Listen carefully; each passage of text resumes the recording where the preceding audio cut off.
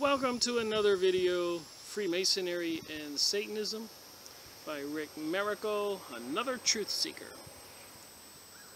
Series 61, part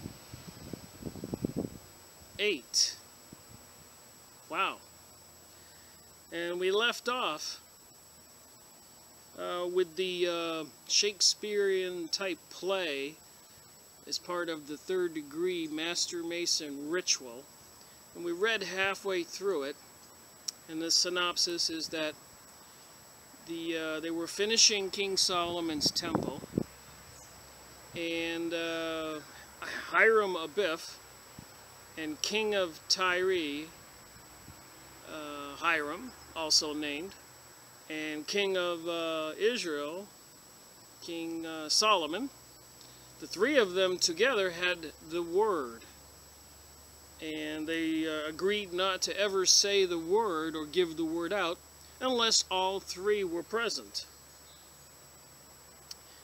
And apparently, in accordance with the agreement of all the Masons building King Solomon's temple, at the end of the building of the temple, those who were worthy would be given the word, so apparently they could go to other countries and use the word to do their craft, masonry, construction, and get paid Master Mason wages.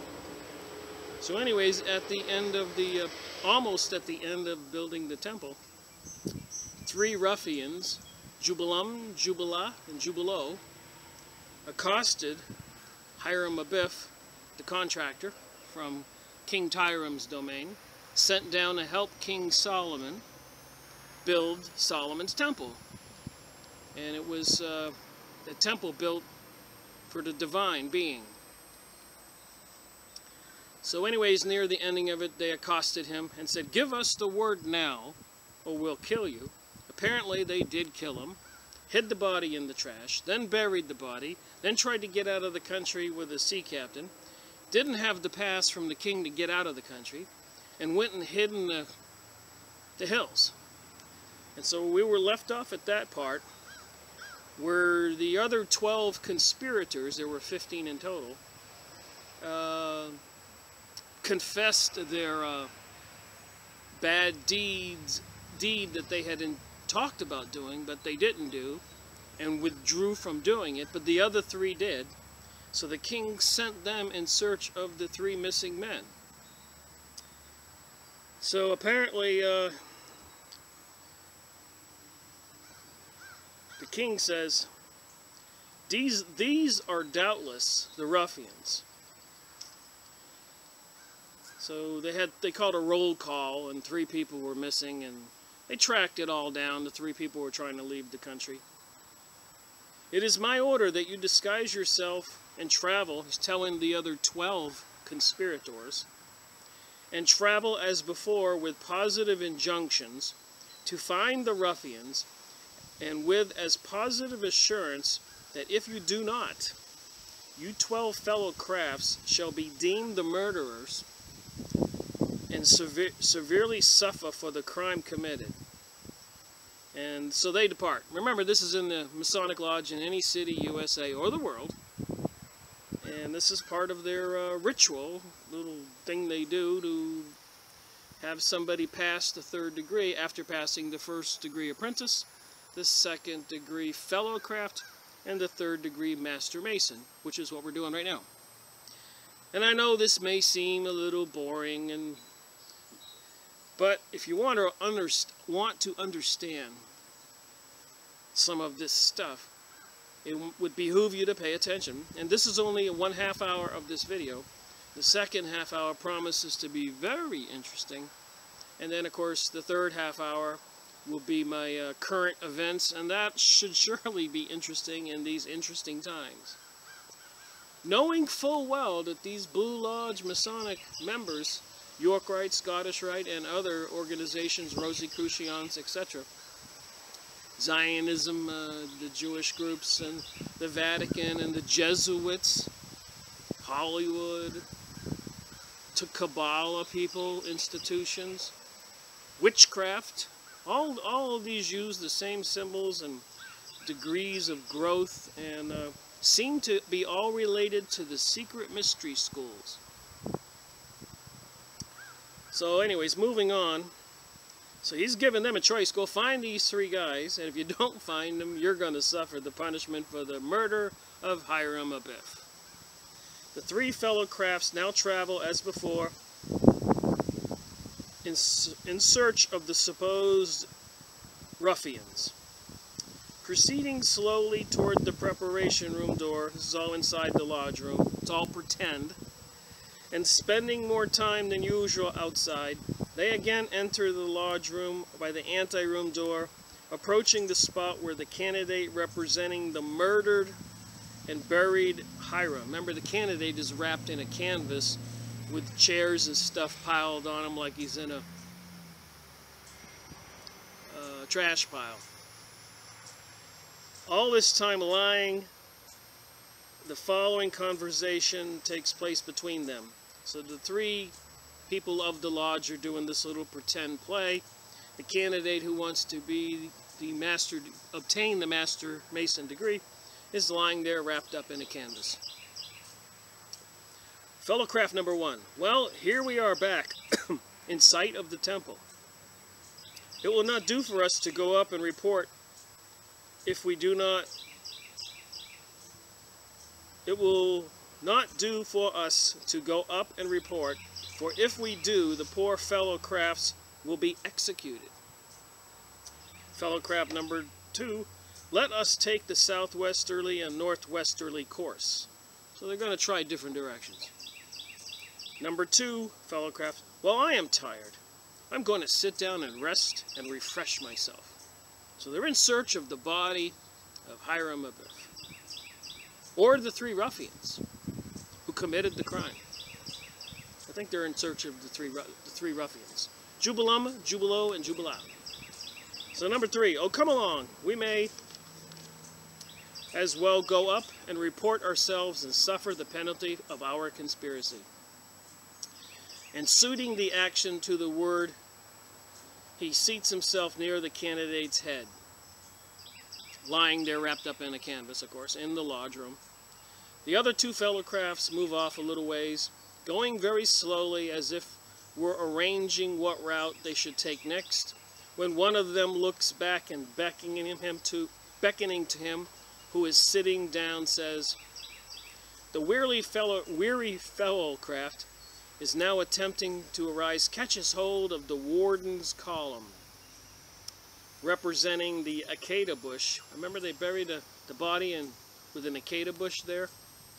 As before mentioned, and pretending to pull it up by the roots, stumbles a little in rising, and looks at the supposed acacia in astonishment and exclaims,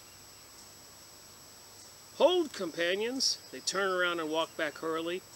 "On attempting to arise, I accidentally caught hold of this acacia, which easily gave way, excites my curiosity. Let us look around here. This has the appearance of a new-made grave." Just as the word grave is pronounced, the three pretended ruffians, Jubilah, Jubilo, and Jubilum, supposed to be hiding in the cliffs of an adjacent rock, and who for the time being are sitting immediately inside the door of the preparation room, now utter the following explanation. The three fellow crafts, in the meantime, intently listening and commenting upon each exclamation as it is made. Jubilah. "Oh, that my throat had been cut across, my tongue torn out by its roots. Buried in the rough sands of the sea at low water mark, where the tide ebbs and flows twice in 24 hours, ere I had been accessory to the death of so great a man as Grand Master Hiram Abiff." Anyways, that's the penalty of death if you tell the secrets on the apprentice degree that we had read earlier. Moving on. Fellow craft number one, one of the pursuers, to his companions in a low tone, "Listen, that's the voice of Jubilah." And then Jubilo speaks. Oh, that my left breast had been torn open, my heart plucked out and given as a prey to the beast of the field and the fowls of the air, ere I had consented to the death of so good a man as our Grand Master Hiram Abiff. That's the penalty for the fellowcraft degree if you divulge the secrets that they swear on a Bible to. Fellowcraft number 2 as before. That is the voice of Jubilo. And then Jubilum they hear talking. Oh, that my body had been severed in twain, my bowels taken from thence, and burned to ashes, and the ashes scattered to the four winds of the heaven, that no trace or remembrance might be had. Of so vile and perjured a wretch I am, ere I had caused the death of so great and so good a man as our Grand Master Hiram Abiff. O Jubila and Jubilo, it is I who am more guilty than you both. It is I who gave the fatal blow. It is I who killed him. So he just described the penalty of death of the Master Mason if you divulge the secrets of the lodge. So the three pursuers, fellowcraft number 1, excitingly, this is the voice of Jubilum. They are confessing their guilt. What shall we do? Fellowcraft number 1, let us rush in, seize, bind, and take them before King Solomon. Fellowcraft number 2, but they are desperate men. Fellowcraft number 3, well, we have truth and justice on our side. Let us rush in. Agreed.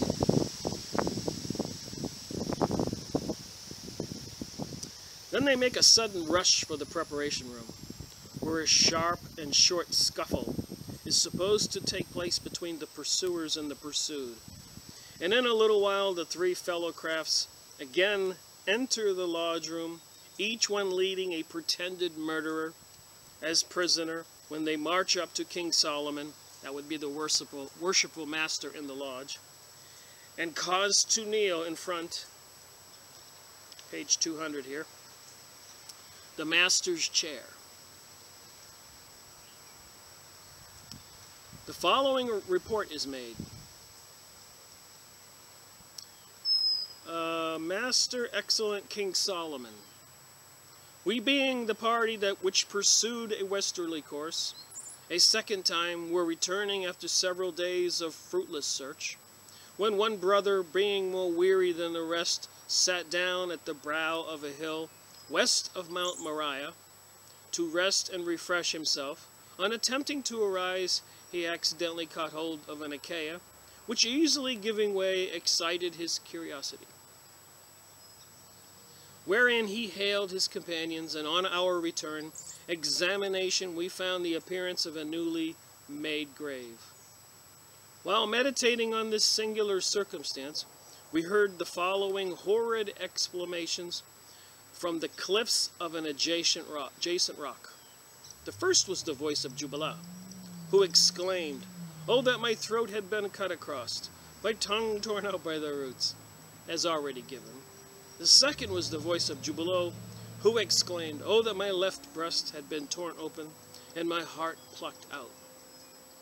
And the third was the voice of Jubilum, who exclaimed in tones of greater horror than the others, "Oh, that my body had been severed in twain, my bowels taken from thence," etc., when we rushed in and seized and bound them, and now have them before your majesty, pointing to the kneeling ruffians.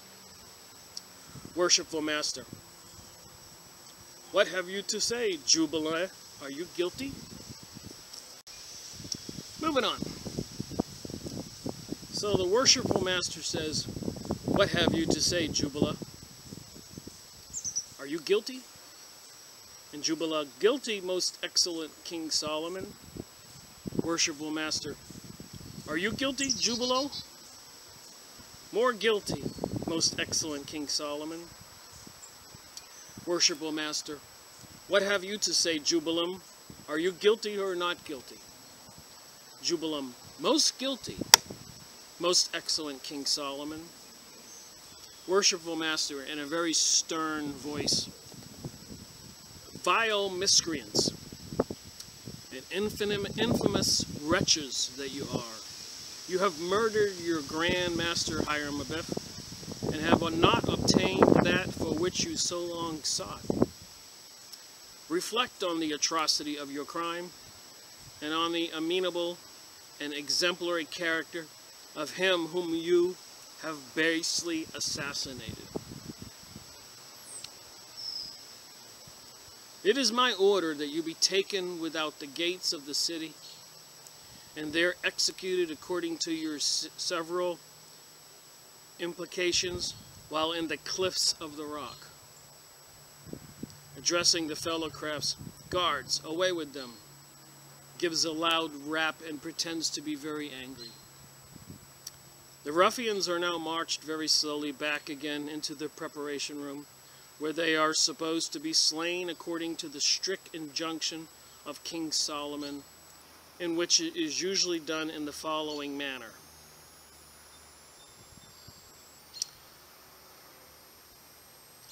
Alright, moving on. Most excellent King Solomon, your orders have been duly executed. Worshipful Master, it is now my order that you 12 fellow craft go in search of the body of our Grand Master Hiram Abiff, page 202, and if found, to observe whether the Master's word or a key to it or anything pertaining to the Master's degree is on or about it, the body. Where is that weary brother who sat down to rest and refresh himself? Fellow craft number 2, here I am. Fellow craft number 3, do you think you can find the place? Fellow craft number 2, I think I can. Stepping forward towards the candidate's head and picking up a little column before referred to. Here is the Akeda, and here is the place, the little bush. Fellow craft number 3, let us dig down and see what we can find. The candidate up to this time has been snugly covered up in a canvas, and this they now roll back, which in the scientific language of masonry means digging down, and having come to the supposed body, they spread their hands over the pretended grave in a manner of the due guard of a master mason. Fellow craft number 1, this is the body of our Grand Master Hiram Abiff. Fellow craft number 2, what was it King Solomon ordered us to do? To observe whether the Master's word or a key to it or anything appertaining to the Master's degree was on or about the body. Fellow craft number 1, what do we know about the Master's word or a key to it? We are only fellow crafts. True, but we must obey orders. Well, let us examine and see what we can find. The 3 fellow crafts now begin to fuss and fumble about the candidate's body, pretending to search on his person for the lost word and the key to the secrets of a master mason. After a few seconds, thus spent fellow craft number 1, laying hold of the miniature plum suspended from the candidate's neck, as already mentioned, he inquires in some astonishment, what is this? So he finds a pendulum with a string, called a plum. Also handling the plum, this must be the jewel of his office. Fellow craft number 3, let us take this, the jewel, and go up and report. And if King Solomon says nothing about the Master's word or a key to it, we won't. Fellow crafts agreed. One of the supposed fellow crafts now removes the pretended jewel from around the candidate's neck, and they again proceed to King Solomon's throne room. Page 204. Fellow craft number 3, making due guard. Most excellent King Solomon, tidings from the body. Worshipful Master, representing King Solomon. Report. The body of our Grand Master Hiram Abiff was found a westerly course from the temple in a grave dug due east and west, 6 feet perpendicular, in the brow of a hill where our weary brother sat down to rest and refresh himself. Worshipful Master, was the Master's word or a key to it or anything pertaining to the Master's degree found on or about it? Fellowcraft number 3. Most excellent King Solomon, what do we know of the Master's word or a key to it? We are only fellowcraft. Worshipful Master. True. Nothing was found but this jewel of his office by which the body was designated, handling the little plum to the Master, the jewel of his office. The Worshipful Master. Present it. This is indeed the jewel of our Grand Master Hiram Abiff. It is now my order that you 12 fellowcrafts form in procession and go and assist in raising the body. As the Master's word is now lost, I propose my worthy companion of Tyre that the first sign given on arriving at the grave and the first word spoken after the body shall be raised shall be adopted as the sign and word for the regulation of all master lodges until future generations shall find the right.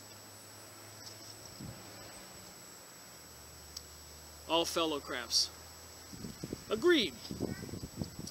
The Worshipful Master then gives 3 raps, which call all the brethren to their feet, and they proceed to the supposed grave, standing in a circle around where the candidate is laying.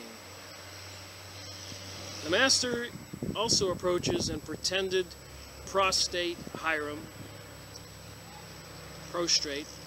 and as he arrives at the feet of the candidate, the senior warden slips the hoodwink off of his eyes. So they all gather around the candidate who's applying for or obtaining the 3rd degree, and then they slip the hoodwink, the blindfold, off his face really quick. Here's a picture. So this is all done inside the lodge. It's a little drama, a little play. The Worshipful Master then spreads his hands over the supposed grave in a manner of due guard of a Mason, the rest of the brethren doing the same, and then they all raise their hands perpendicularly above their heads and let them fall 3 distinct motions. So they do something like this.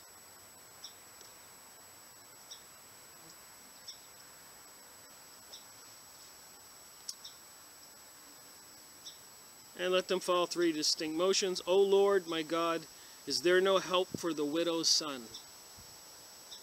This is the grand hailing sign and the sign of distress of a Master Mason. So this is the sign of distress of a Master Mason.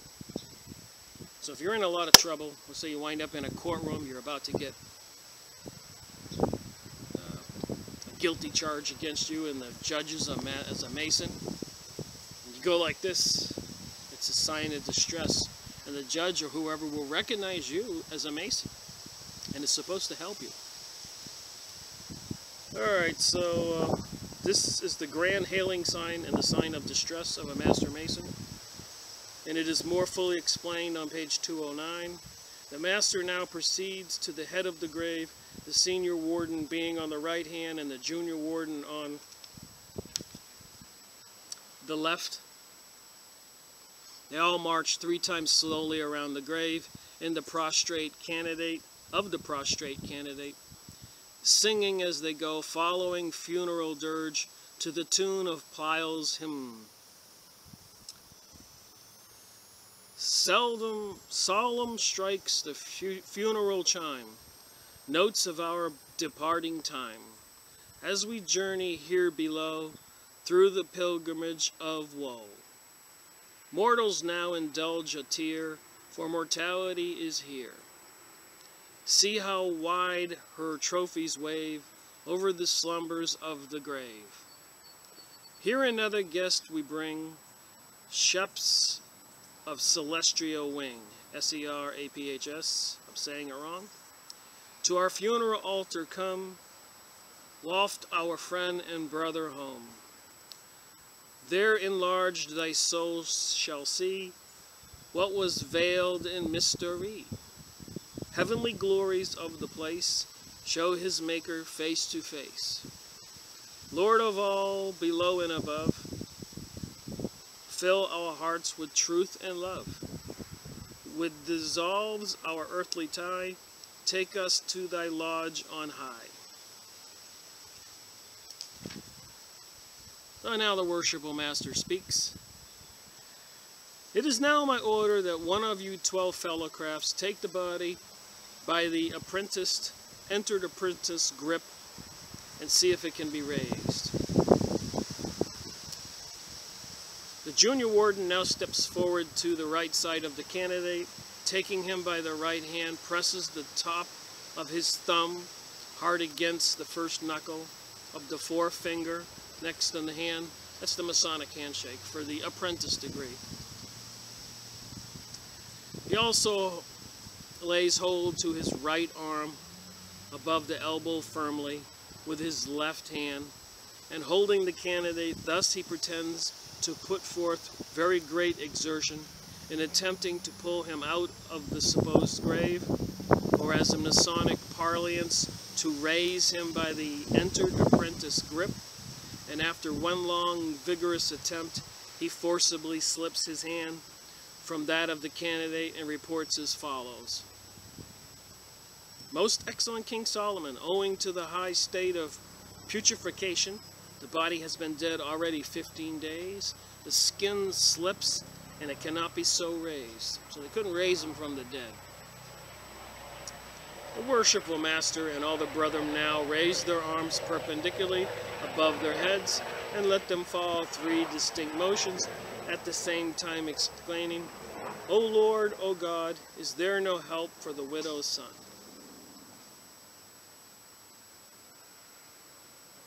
Is there no help for the widow's son? My worthy companion of Tyre, you will now take the body of the fellow craft's grip and see if it can be raised. So the senior warden now steps forward, hold of the candidate's right hand and arm as the junior warden had done, at the same time pressing his thumb hard against the second knuckle of the right hand, which is the fellow craft grip, and bracing himself firmly as the previous brother did, he makes another vigorous attempt to raise the body as before, but permits his hand to slip off as in the former case and reports, Most excellent King Solomon, only owing to the reason already assigned, the flesh cleaves from the bone, and the body cannot be raised. The worshipful master and all the brethren again raise their hands perpendicularly, and let them fall 3 distinct motions as before, at the same time exclaiming, O Lord, my God, I fear the master's word is forever lost. So they do that again.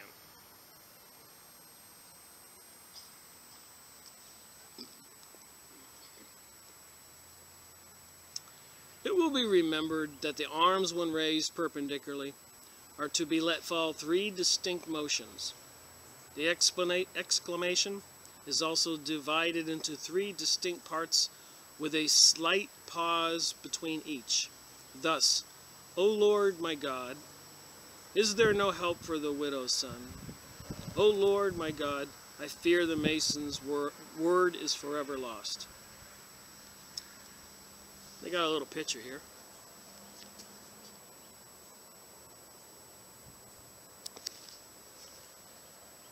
My God, and lastly, let the hands fall perpendicularly to the side, using the 3rd part of the exclamation, was there no help for the widow's son? Or they use, I fear the master's word is forever lost. Thus, it will be seen that the first motion and the first part of the exclamation are made together, the second motion and second part together, the third motion and third part together, for the manner of giving a sign outside the lodge. See pages 214 and 215. Remember, this is the Freemasonic handbook, the guide to the goings-on inside the lodge.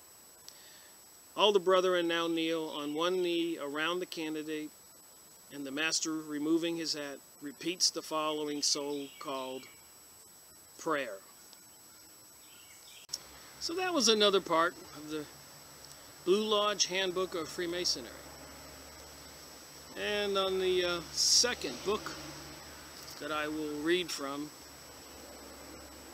should be educational.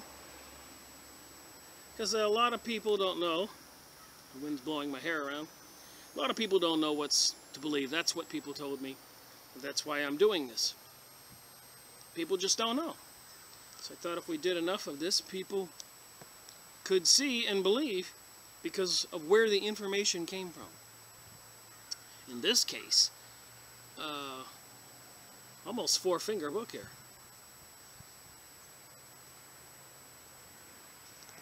The New Encyclopedia of Freemasonry, with the compass and the square and the G, which could be geometry, Gnostic, gold, God, by Arthur Edward Waite.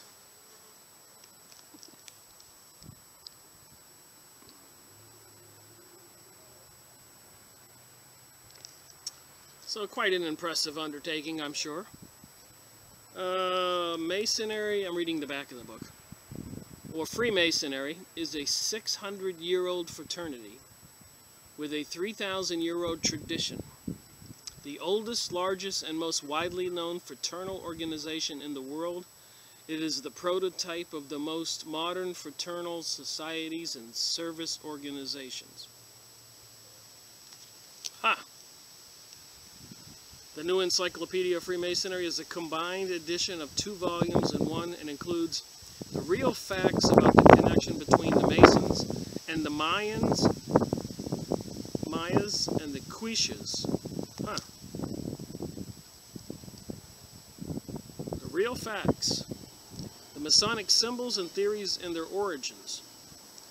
What Masonry meant to Casanova.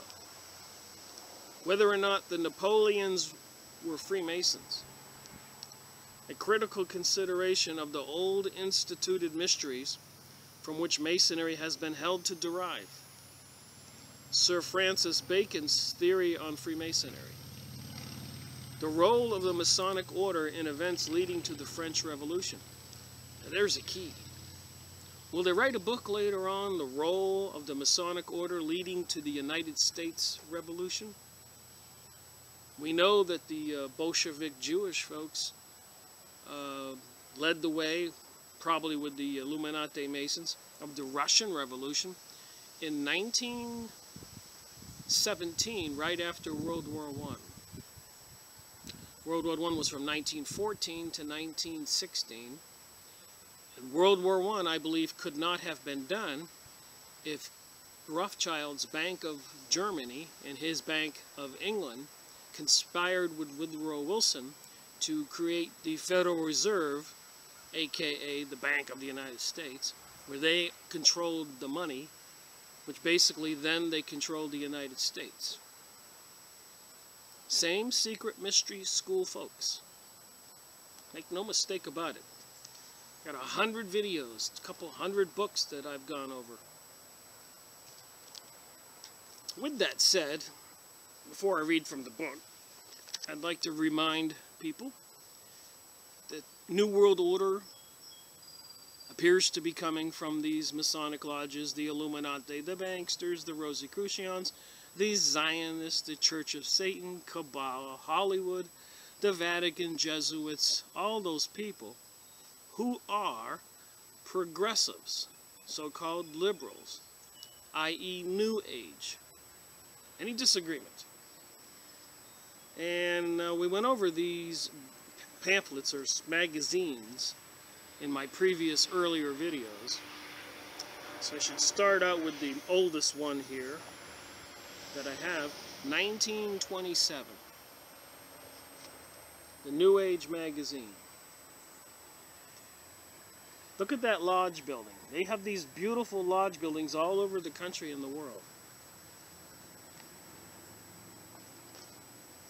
Something crazy. Then you got the one. So if you want to see the earlier videos, you can go look them up and watch them. But one of the things I wanted to point out is the scope in 1927 of the lodges all over the world. You can go online and find these magazines. These are falling apart, they're so old. And anyways, just a brief review of those pages you saw. Lodges: Oregon, Philippine Islands, Manila, Puerto Rico, South Carolina, South Dakota, Tennessee, Texas, Austin, Arkansas, Little Rock, home of Clinton, California, Long Beach, Oakland, reunions, Canal Zone, San Francisco, San Diego, Colorado, District of Columbia, Washington, D.C., Jacksonville, Florida, Pensacola, Tampa, Georgia, 1927.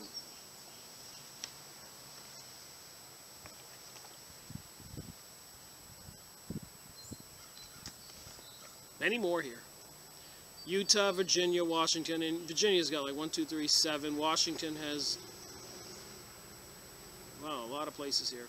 Wyoming, Iowa, Japan, Kansas, Kentucky, Louisiana, Minnesota, Missouri, Montana, Nebraska, New Mexico, North Dakota, Puerto Rico.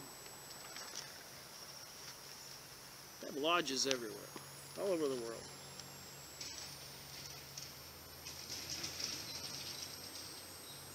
Here we got one here, a little Masonic tournament, a great success. San Francisco, California, a large gathering of Masons and their families took place at the Masonic Golf Tournament sponsored by the Masonic World, probably another magazine. Practically every lodge in the Bay Cities was represented, in addition to many Masons from other jurisdictions and country lodges, various ladies' organizations, and the Order of D. Beloy. The principal trophy was a $750 gold cup for the winner of low net. And we have another one here, 1934. Eagle Lodge, here's the building. Noting particular, the name of the magazine is The New Age. And we went over these in previous videos quite thoroughly. I read all the information like I highlighted. My point is these lodges have been around for quite a while. Another magazine I got is the 1949 New Age.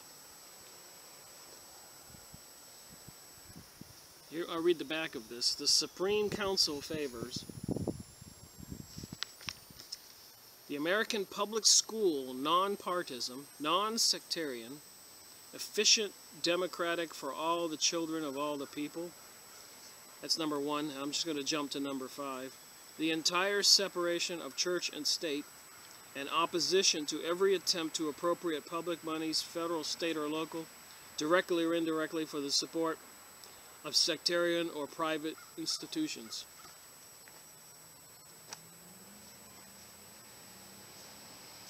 (1962).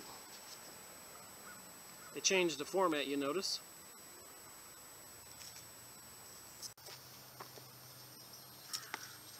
Now, to be sure, I am not making these videos to attack anybody who became a Freemason.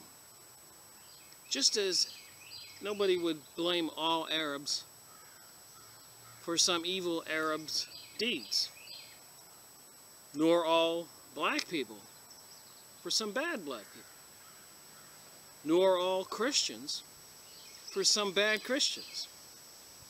That would be ridiculous. But the secret organizations themselves, operating in secret for hundreds of years, 600 years according to that book, and the symbols, the phoenix rising, see the bird with the 2 heads? And the Eurovision, the American Idol version in Europe, Eurovision, where the singer who won the contest in 2014 sang the song Phoenix Rising, and that's the phoenix, on the Freemasonic New Age books. with the words, "You can't stop us." So they invite investigation. And I read from books written by President John Quincy Adams and many other famous people, including this guy who was a Mason. And I'm going to read from their own books and show you that this is a much larger, huger thing. And apparently they were somehow involved, if not caused, the French Revolution. I know from my research who was involved, some of the parties, and it was the secret mystery school, the banksters, the Illuminati, the Freemasons. I think 66 or 60 million people, 25 admitted by the Israeli press newspapers. Christians killed and other good people, and all the Christian churches torn down, but not the Jewish temples. So it would be wise for people to put two and two together. And of course the parties involved, political leaders, governors, judges, high-level people, would ridicule and in many cases kill people who expose the goings-on. This is old news. William Cooper, in the last video I just did, a bunch of Freemasons, because they swear upon death, as we have described, if they divulge the secrets. And so a couple, he wrote that book, magazine, published it. Well, actually, he published it later, but he wrote it. Some people had it. And so they abducted him, tortured him, killed him, in ritual fashion. And that became a scandal in the court systems in Philadelphia, D.C., New York for years. And cover-ups and scandals and all that. And also concerningly, right now, there seems to be the push. We know they had a French Revolution, they had a Russian Revolution, they had a conspired World War I, a conspired World War II, 9/11, conspired whole desolation of the Middle East, as General Wesley Clark, smarter guy than me, says that a Pentagon insider told him that he has said on many videos on YouTube you can watch. And Alan Greenspan, a Jewish person, of high level, obviously, who said before Congress they were running a program called economic destruction. Secretary of the United Nations, which has had all communist leaders, said that climate change was just a ruse, a disguise, a tool to crush or destroy capitalism. So what's the opposite of capitalism? Slavery. So that's why I do this. And on the back of these books, like I said, number 5, you can see it yourself, right on the bottom. The entire separation of church and state. And we've read their books. The Masons are religious, but to whom? And it has to be kept but such a secret under the threat of death. Why? An entire separation of church and state, and opposition at every attempt to appropriate monies, public monies, federal, state, and local, directly or indirectly, for the support of sectarian or private institutions. They didn't want the Christian or private schools to get money for the government. They didn't want Christianity to grow.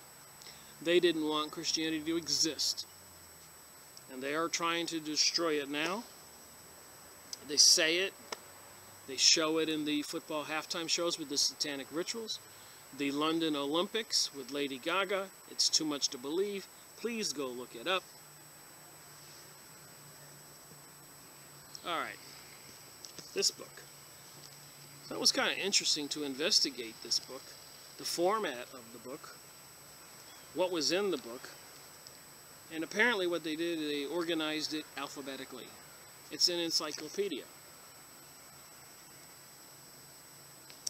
So, let's see, I'll just look over here at D, which starts at De Costa.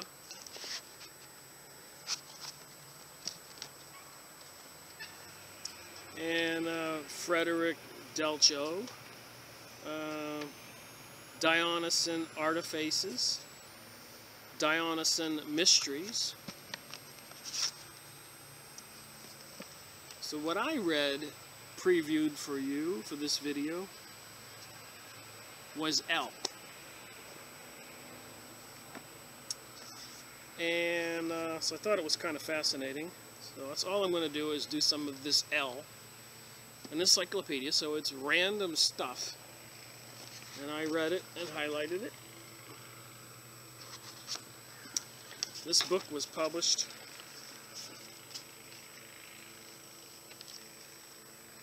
in 1970 by a well-known author in Masonry. So here we go. Lamartine and French Masonry. Remember I said these Masonic people lodges are all over the world. On March 19th, 1848, when the fall of Louis Philippe and the Second French Revolution were accomplished facts, Paris witnessed the unusual spectacle of some 300 Masons proceeding 2 by 2 from the Place de la Bourse Hotel. They are said to have included members of the Supreme Council, and the national flag went before them, adorned with craft emblems and inscribed with the device Francos Macons, so I think that means French Masons. On reaching their destination, 7 of the brethren assumed the distinctive badge of apprentice, entered apprentice. That's the first degree. Okay, and this is what they passed into the hall and were received by Lamartine and others, whom Jules Barbier addresses as follows. Citizens and members of the provisional government, a deputation of Masons belonging to all rights comes before you wearing the apron for insignia, the symbol, that is to say, of equality in labor. We are all, in effect, workers, toiling with the same zeal as to the construction of a social edifice where each has his share in that happiness which is his due.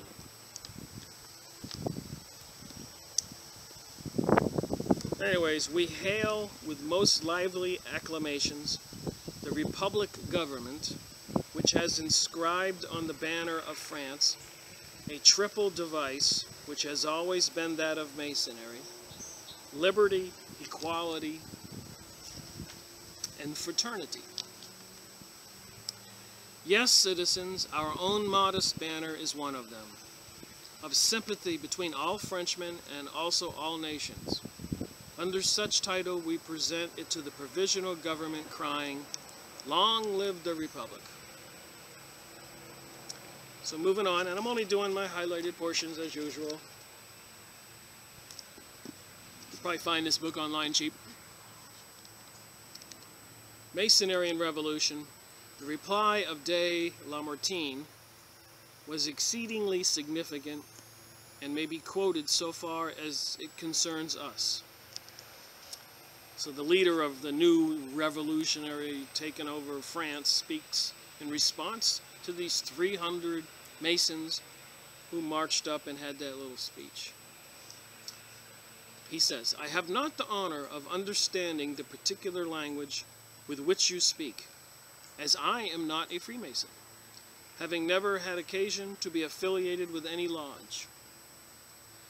I know enough of the history of Freemasonry, however, to be assured that it is from the bosom of your lodges that there have issued at first in darkness, then in half-light, and at length in broad day, the convictions of the fraternity, liberty, and equality which makes up the gospel of human reason. The things which you have been forced to conceal may now be proclaimed openly, and their diffusion will be the more potent now than they are on every lip, spreading through the whole nation, no longer needing this dissemination of symbols. Reason needs these no further. Today it is a sun without clouds. If, for some years to come, you continue to use such draperies, it will be no more as a matter of necessity, but as a faithful and glorious memorial of the labors of which Freemasonry has sustained in the difficult times, and of which it offers now and henceforth the witness to the whole human race. All right, moving on, if all that made sense. Makes a couple little innuendos there about some suspicious goings-on in the background of having to conceal what they're doing. The Republic, for which Freemasonry came out of its Grand Orients and Supreme Councils, its lodges and chapters to welcome and acclaim as its own, was short-lived. As we all know, the coup d'etat followed in 1851. There was a time when Larentyne was regarded as himself a Freemason, so that the incident clears up one point of error. Alright, then the next word they come to is landmarks. Remember, this is alphabetical. So that was something to do with Larentyne. Anyways, according to landmarks, and this is very suspicious as I read it today, Rule 4, in that the general laws and regulations of the government, for the government of the craft, lays down that all laws emanate from Grand Lodge. How powerful are these people? Are they into politics? Are they into religion? Or is their religion politics, and is their politics religion? It all seems so, and it's the New Age and the New World Order, as we have seen. Look at those guys below in the triangle. Fraternity, equality, fraternity, liberty, Supreme Council, 33 degrees. They got a statue of George Washington in Washington, D.C. with the all-seeing eye on his chair. The U.S. dollar bill has the all-seeing eye. The pyramid. So it says here, take care that the ancient landmarks of the order be preserved. So I just wondered, is this 600-year-old thing that's 3,000 years old, do they think that they own the earth and they're above governments, churches, and peoples? Is there something more ancient behind the scenes? It seems that there is. If we turn to the original Book of Constitutions, 1723, we shall find a similar reference to number 39 of Payne's General Regulations. The rule says that they are to be preserved, whether new laws are enacted, and whatever old laws are altered or repealed. And I'm just reading the highlighted portions. So-called ancient charges, we learn that it is not in the power of any man or body of men to make innovation in the body of Masonry. Did you just hear that? It follows that it is possible to alter the body of Masonry, but not its old landmarks. So again, who owns what? What is it with these landmarks? And by the way, in Ohio and other places in the United States, they have found landmarks etched in stone on big rocks, even I think in Plymouth Rock. There's some ancient markings. In Ohio, Indiana, across the nation, they have etched these ancient Masonic symbols on stones. What are they telling us? It is possible that the latter are identical with those ancient rules of mystery mentioned in the minutes of June 24, 1723, in the second Book of Constitutions. That they were old operative trade secrets. It has been thought otherwise, that they are any tenet of the craft, i.e.g. the existence of God and resurrection, but in this case the original and irrepealable landmark would have been ordained that every Mason should be true to God and the Holy Church. Alright, so the book goes on here now. The next L is Latin Freemasonry.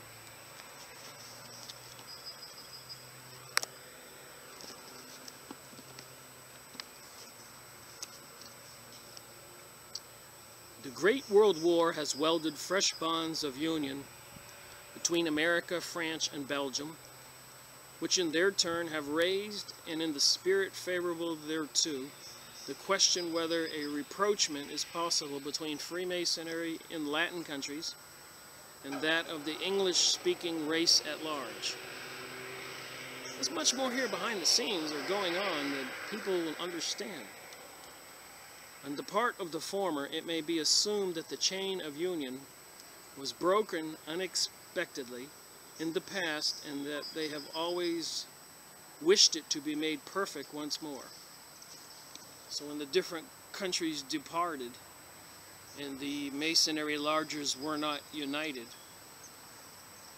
it was unperfect, and they want all of them worldwide to be united, and it would said that would be made perfect once more, and that sounds suspiciously like the New World Order, the New Age. And it should be noted that some of the readings I have done, that the Freemasons, i.e. the KKK, the Ku Klux Klans, were very much in favor of slavery, communism, forced socialism, the mark of the beast, the Antichrist. So moving on here on Latin Freemasonry. The Grand Master of Manitoba put forward a plea for reunion on the point of causality, being that the alleged relationship between an extract from the modern Constitution of the Grand Orient and an extract of the Anderson's Constitution of 1723. According to the first, Freemasonry is an essentially philanthropic and progressive institution. Got a bug bothering me. It insists on absolute liberty of conscience. That would be Aleister Crowley's "Do as Thou Wilt." Satanic, Luciferian, maybe. All right, back to the book. It insists on absolute liberty of conscience. Liberty of conscience. Should you not have a conscience? Should you be able to do pedophilia, murder, theft? The Masonic people seem to be in control of the world, and there certainly is a lot of murder and theft and promoting of the TVs that they control, the news, adultery, horrible stuff on TV. Now, one show, Spartacus, they take swords and lop off arms, and blood squirts out. Horrific programming. Then they got the Hunger Games movies, Divergent, Modern Family, 2.5 Men. Shows that I like, that you like. But you have to go behind the scenes or think a bit, why are they promoting Charlie with a different girl on every show? The halftime shows during the Super Bowl halftime shows. They're promoting this Luciferian New World Order, New Age. And it says right here, liberty of conscience, and considering metaphysical conceptions as belonging exclusively to the individual judgments of its members. It refuses to accept any dogmatic affirmation. That would be Christianity or something. As God is for most people a metaphysical conception. I can imagine no statement which rules out more completely all that Freemasonry stands for in English lands. We're going to find out all this is not so true. So follows the Grand Orient, that house not built with hands, eternal in the heavens. The divine in man and the divine in the universe of Platonus, God known of the heart, are metaphysical conceptions. This is New Age material. This is New Age stuff. Conchita Wurst, the winner of the Eurovision, singing the song Phoenix Rising, You Can't Stop Us. Her head was dressed up like Jesus with long hair and the beard, and the body was in a silky dress like a woman. And pictures of the devil have a male figurehead and a breast like a woman.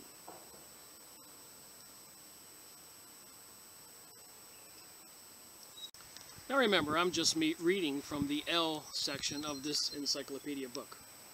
Moving on that page, the president of the council suggested in one of his letters that the United Grand Lodge of England desires to make a belief in God in some manner compulsory. Moving on, in ancient times, Masons were charged in every country to be of the religion of that country.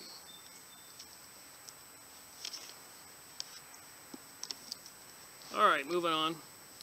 The Grand Orient. It remains that in 1877, the Grand Orient, without denying God, proclaimed its atheism.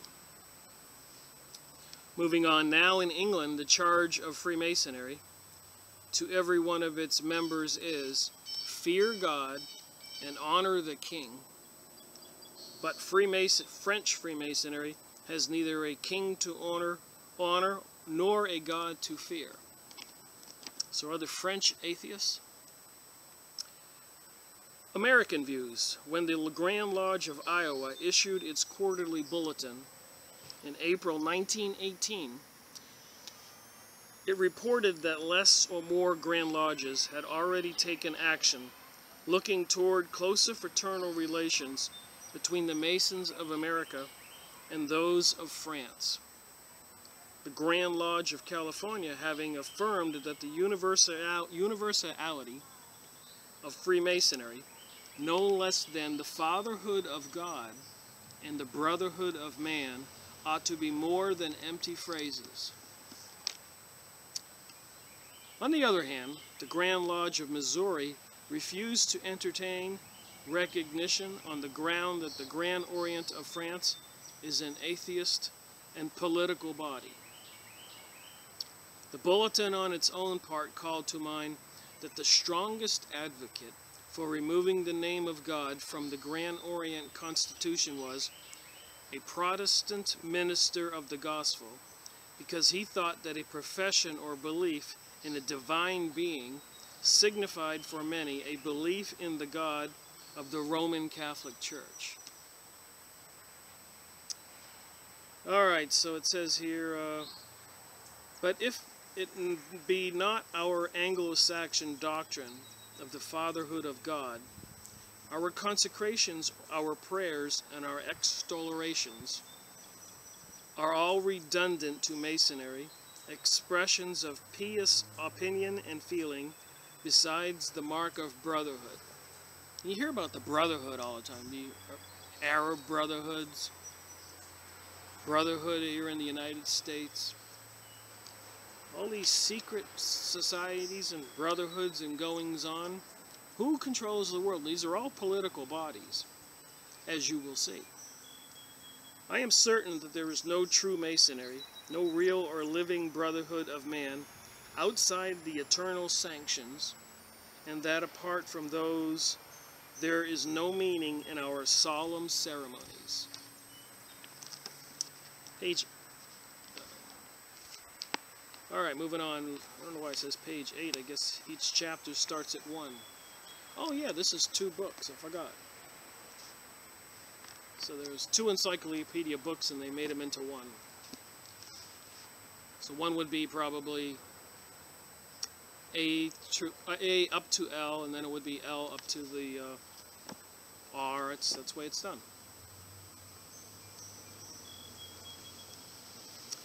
All right, so now we hear also of lodges in Tuscany, of the initiation of the Grand Duke of Tuscany, and of the lodges of Upper Italy.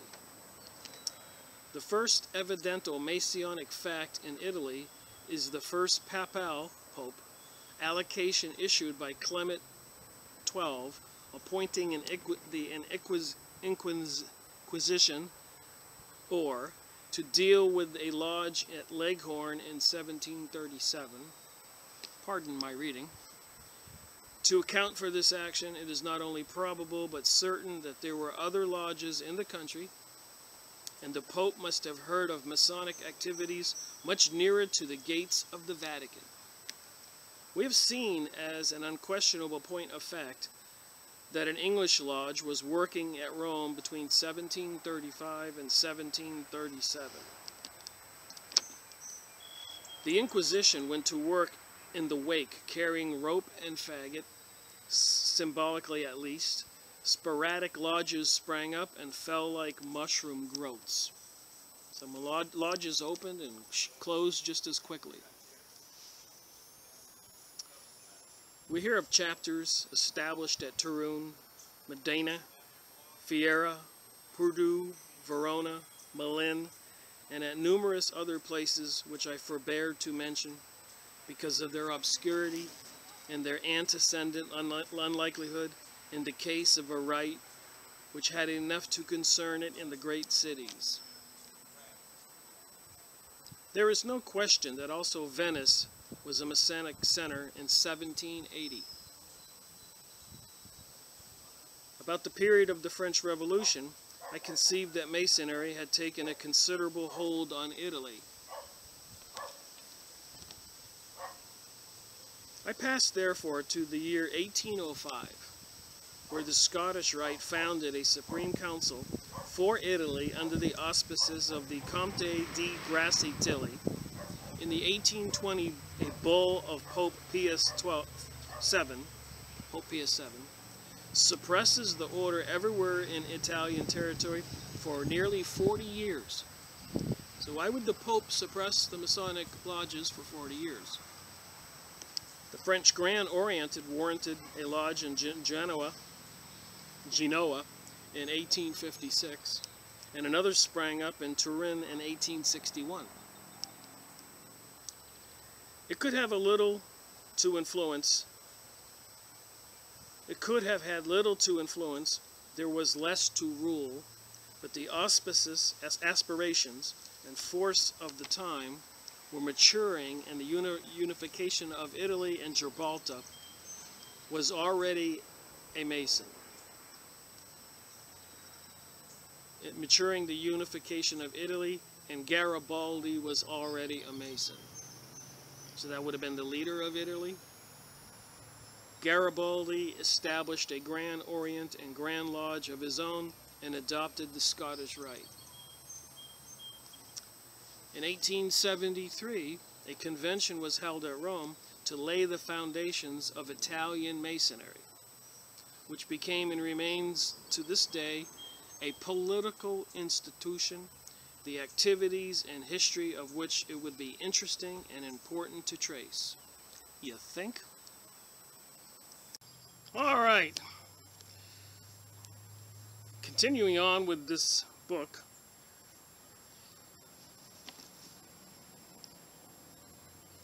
a new encyclopedia of Freemasonry, which is quite a thick book here. And we left off with the Freemasonry in Italy, and I'll reread this one paragraph. In 1873, a convention was held at Rome to lay the foundations of Italian Masonry, which became and remains to this day a political institution. Now think of that. George Bush came from the Skull and Bones. What does Skull and Bones signify? The activities and history of which it would be interesting and important to trace. And like I just said, you think? And George Washington with his apron with the all-seeing eye on the dollar, and all the other occultic symbolism, i.e. the New Age, the New World Order, the Luciferian, Antichrist possibly, so it seems. I think my point here with these additional supporting books is to try to make a clearer picture for people to see what these Freemasonic and other types of lodges, all belonging to the hierarchy of the eye on top of the pyramid, what kind of powerhouse they are. What kind of decisions do they make? They have an added advantage over the rest of us in almost all spheres of influence in our reality, in our country, and the world. Wars. That's what I think. And so do a lot of other people who write books. Make videos, movies, speeches, essays. Spain, the history of Spanish Freemasonry from the second quarter to the 18th century of the year 1869 is a byway of the Holy Inquisition. Okay, and may be tabulated shortly thus. Reign of Philip V. So Masons were sent to the gallows. Reign of Ferdinand VI and his coadjutor, the Grand Inquisitor Joseph Taruba. A crime of Masonry was that of high treason, and punishment was death. I have to ask,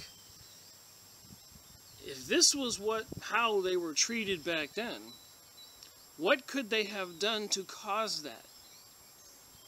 And if we suspect what they are doing today, the New World Order, New Age, and all the craziness going on, what should be their punishment today? And again, not all the people on the bottom of the pyramid, Masons who joined the lodge for social reasons and business meetings and contacts. They know not what is going on. All right.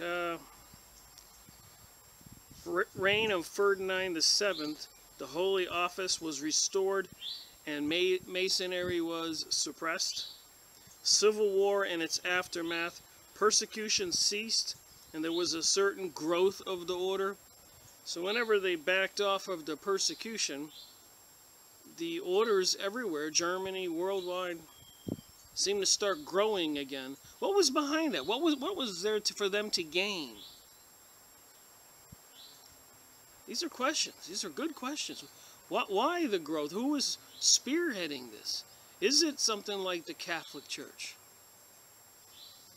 But Lucifer worship, which now they have a huge room in the vaults of the Vatican basement, and it was pictures on the internet, the gigantic painting of Lucifer, the light bearer. One wonders what's going on behind the scenes in this occult, secret, mystery school religion teachings. I suggest it's not going to bode well for the rest of us.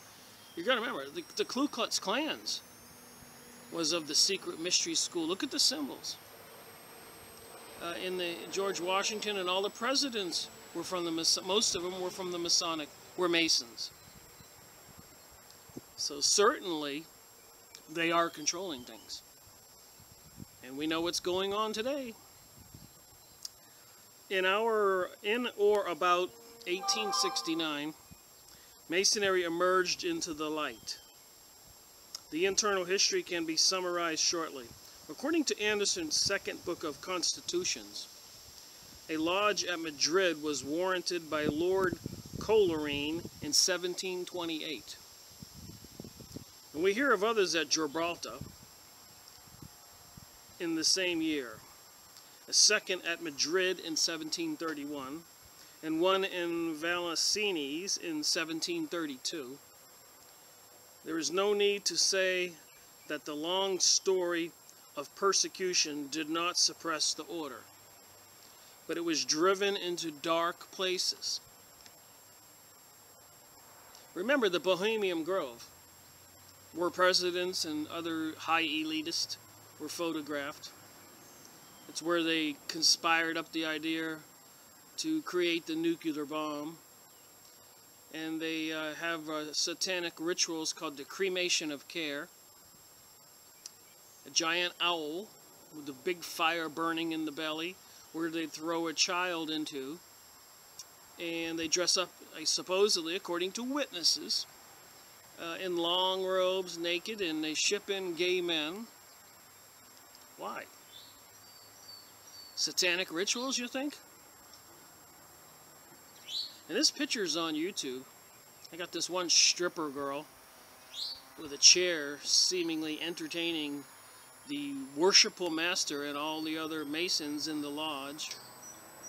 And then there was one Masonic call recently in the news that they had to call the police. They were actually having a sexual orgy, I guess, in the lodge. So I suspect to say these aren't Christian organizations.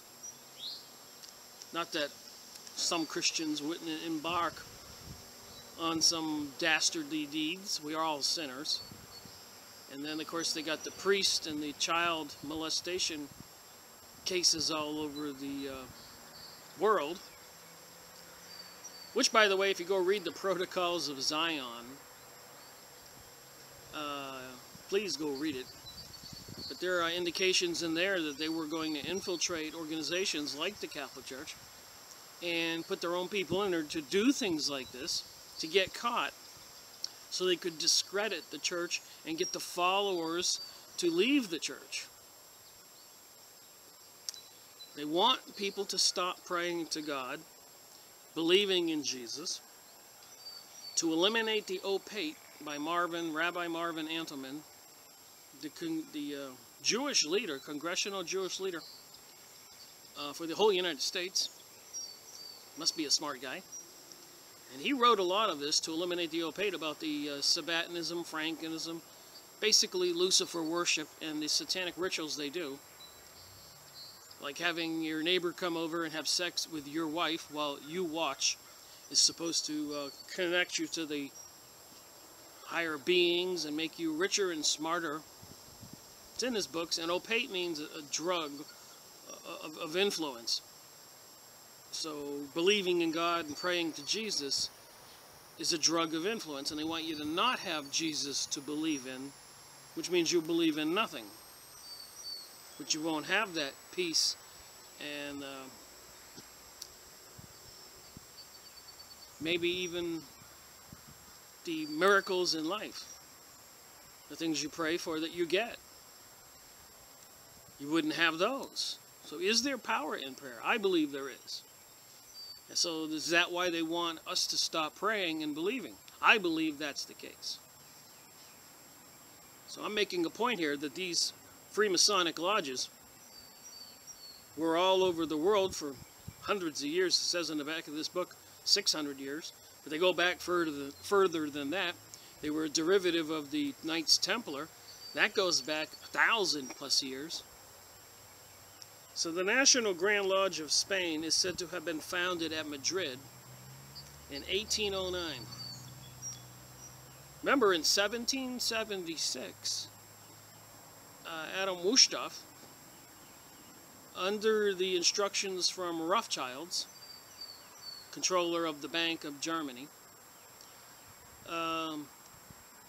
leaders supposedly of the Illuminati, instructed Wüsthof to get a hold of all these lodges all over the world and unite them into one organization, which would be called the Illuminati. The people joining the lodge would not have a clue. But in the lodges, they would seek out individuals who could be a party to their future New World Order plans. In other words, seek out people who would go along, who would do and approve of evil things. Gould states that in 1811, there were 2 Spanish Grand Orients and 2 Supreme Councils. Portugal. All available authorities agree that a lodge under English obedience. So apparently when a lodge in England warranted you to open up a lodge in Portugal, Why do they call it English obedience? Are you obedient to the masters of the lodge in English if you open up one in Portugal? And they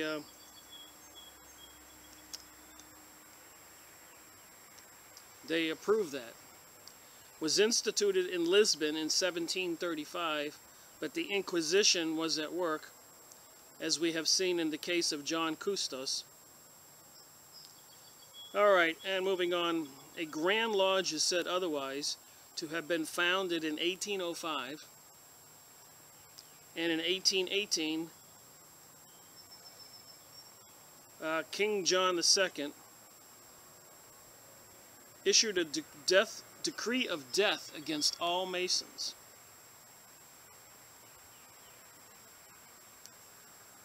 Wow. The result is tabulated under 1848 as follows: a Grand Orient of Lusitania, 3 Grand Lodges, 2 Grand Orients, an Irish Provincial Grand Lodge. They are represented all and several as an internecine state of feud. In 1869, their forces were combined to create the United Grand Orient of Lusitania. That's crazy. King John II issued a decree of death against all Masons. Why? What was the threat? Apparently, the French Revolution, the Masonic lodges and higher-ups were responsible for that revolution. And who's behind the lodges and the Illuminati? They say it's the Zionist Jewish folks, which, by the way, the Rothschilds are Zionist Jewish folks, if you didn't know that.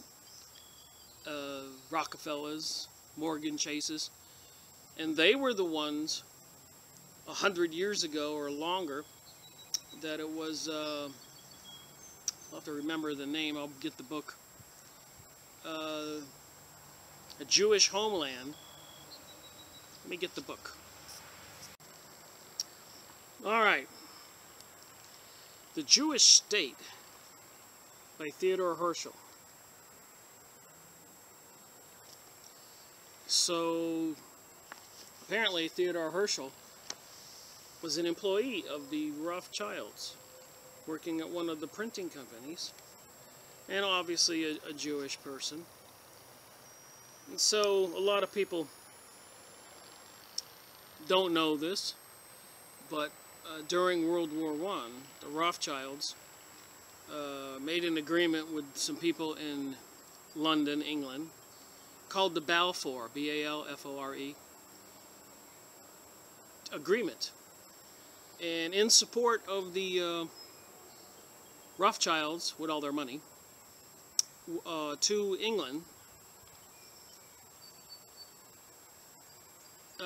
against Germany, then England would support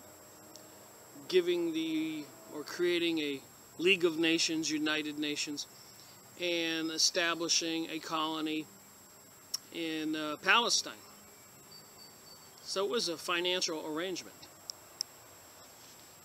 So the Jewish state, and Theodore Herschel goes into great details on how to take this plan forward. I'll just read on page 56.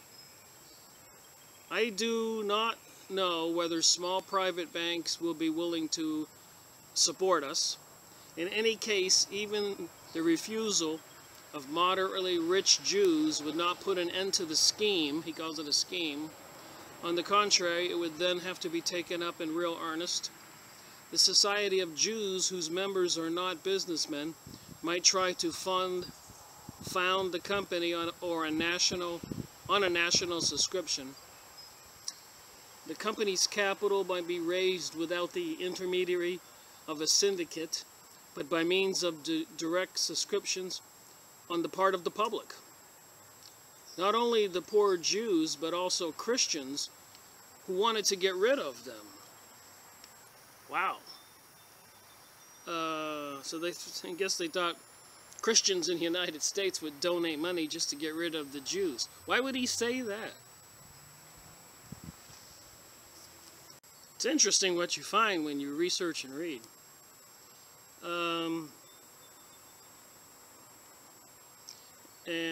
Would subscribe a small amount to this fund. So Christians who wanted to get rid of them would subscribe a small amount to get this fund. A new and peculiar form of plebiscite would thus be established, where each man who voted for this solution of the Jewish question would express his opinion by subscribing a stipulated amount. The stipulated would produce security. The funds would only be paid in their sum total reached the required amount. So there's more here going on than when the sun's glaring here.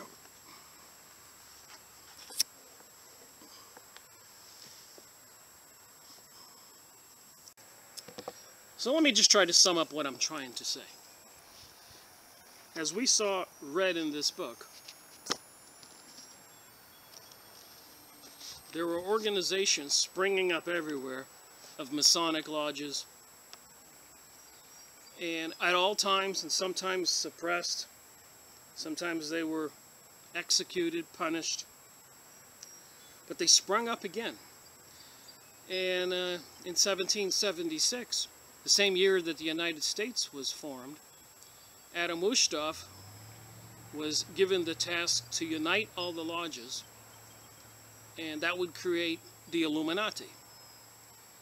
And the one who ordered him to do it was the Rothschild, Bank of England, Bank of Germany, and in 1913, the Federal Reserve of the United States. These are the people. They're also the people that created, with the Balfour Agreement, side agreement behind everybody's back, a deal for money to support England in the war with Germany, thus assuring England's winning of the war, of course.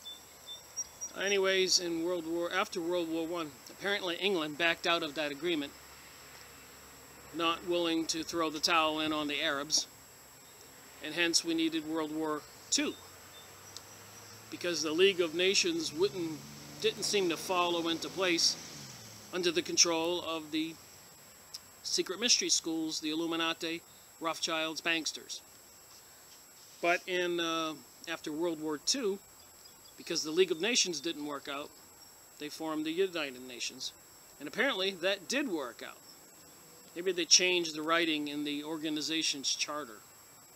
And one of those things in the charter that I have read was that the leaders had to be from the communist nations and not Christian nations, which is suspicious again. And this is where the issues are coming from to disarm the USA people and the worldwide promotion of the homosexuality agenda, which I say is part of the Lucifer religion. And like it said in this book, freedom of conscience. What does that mean, freedom of conscience? Who doesn't have a conscience? Who shouldn't have a conscience? I guess if there's no sin, then there's no reason to have a conscience. Alright, sorry to take you down that road. Brazil. The first lodge in Rio de Janeiro is said to have been warranted from France. As in 1821, it still stood alone. This unity unfolded as a triplicity and created a Grand Orient of Brazil. So you have from France spearheading a lodge in Brazil. And these are political bodies, as per this book. So those political bodies get people in power, support people in power, who are then have to do what they're told, or wind up dead like many Central South American people have been assassinated. So there's this secret filtering into the rulership of the world by these Masonic lodges seems evident. Masonry was revived in 1832, though it is doubtful whether the lesson had been put to heart. A new Grand Orient was created, the previous obedience was brought again into activity, and the Supreme Council of the Scottish Rite was also organized. Brazil. It is said that at the present day, the dissentant parties are united under a single Grand Orient, working the Scottish Rite presumably. Grand Orient. I must say this. King Solomon of Jerusalem, they call that area the Orient. We read that in other material. So the lodge are under the, possibly under the obedience of the Grand Orient. Would that be where they want to build King Solomon's temple? The grandest lodge of all. And that is a true thing. That is where they want to build the lodge that will rule all lodges, King Solomon's temple.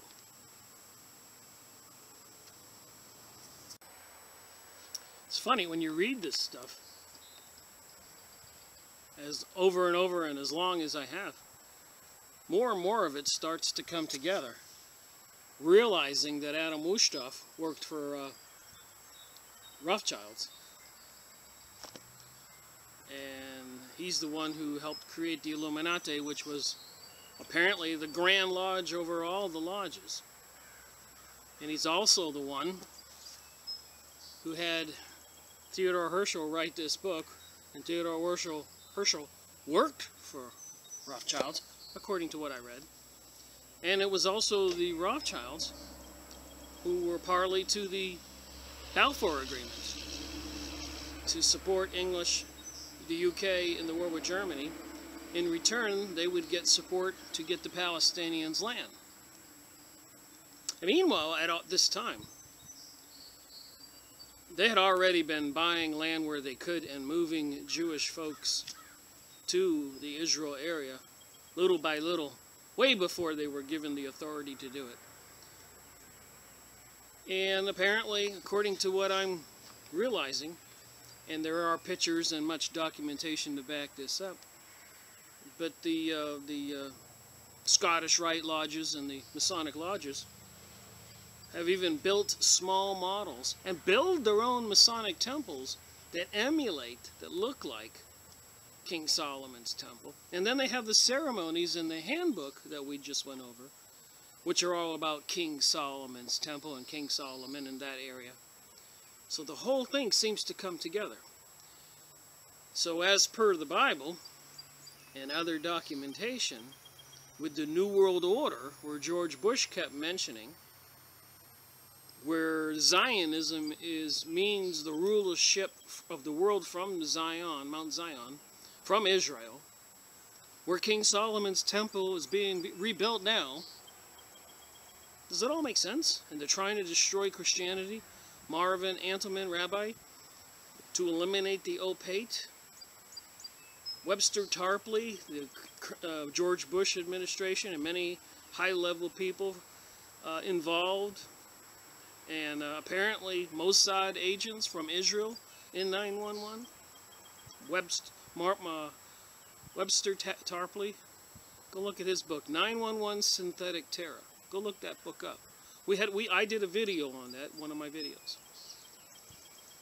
So we're seeing the support here in this book.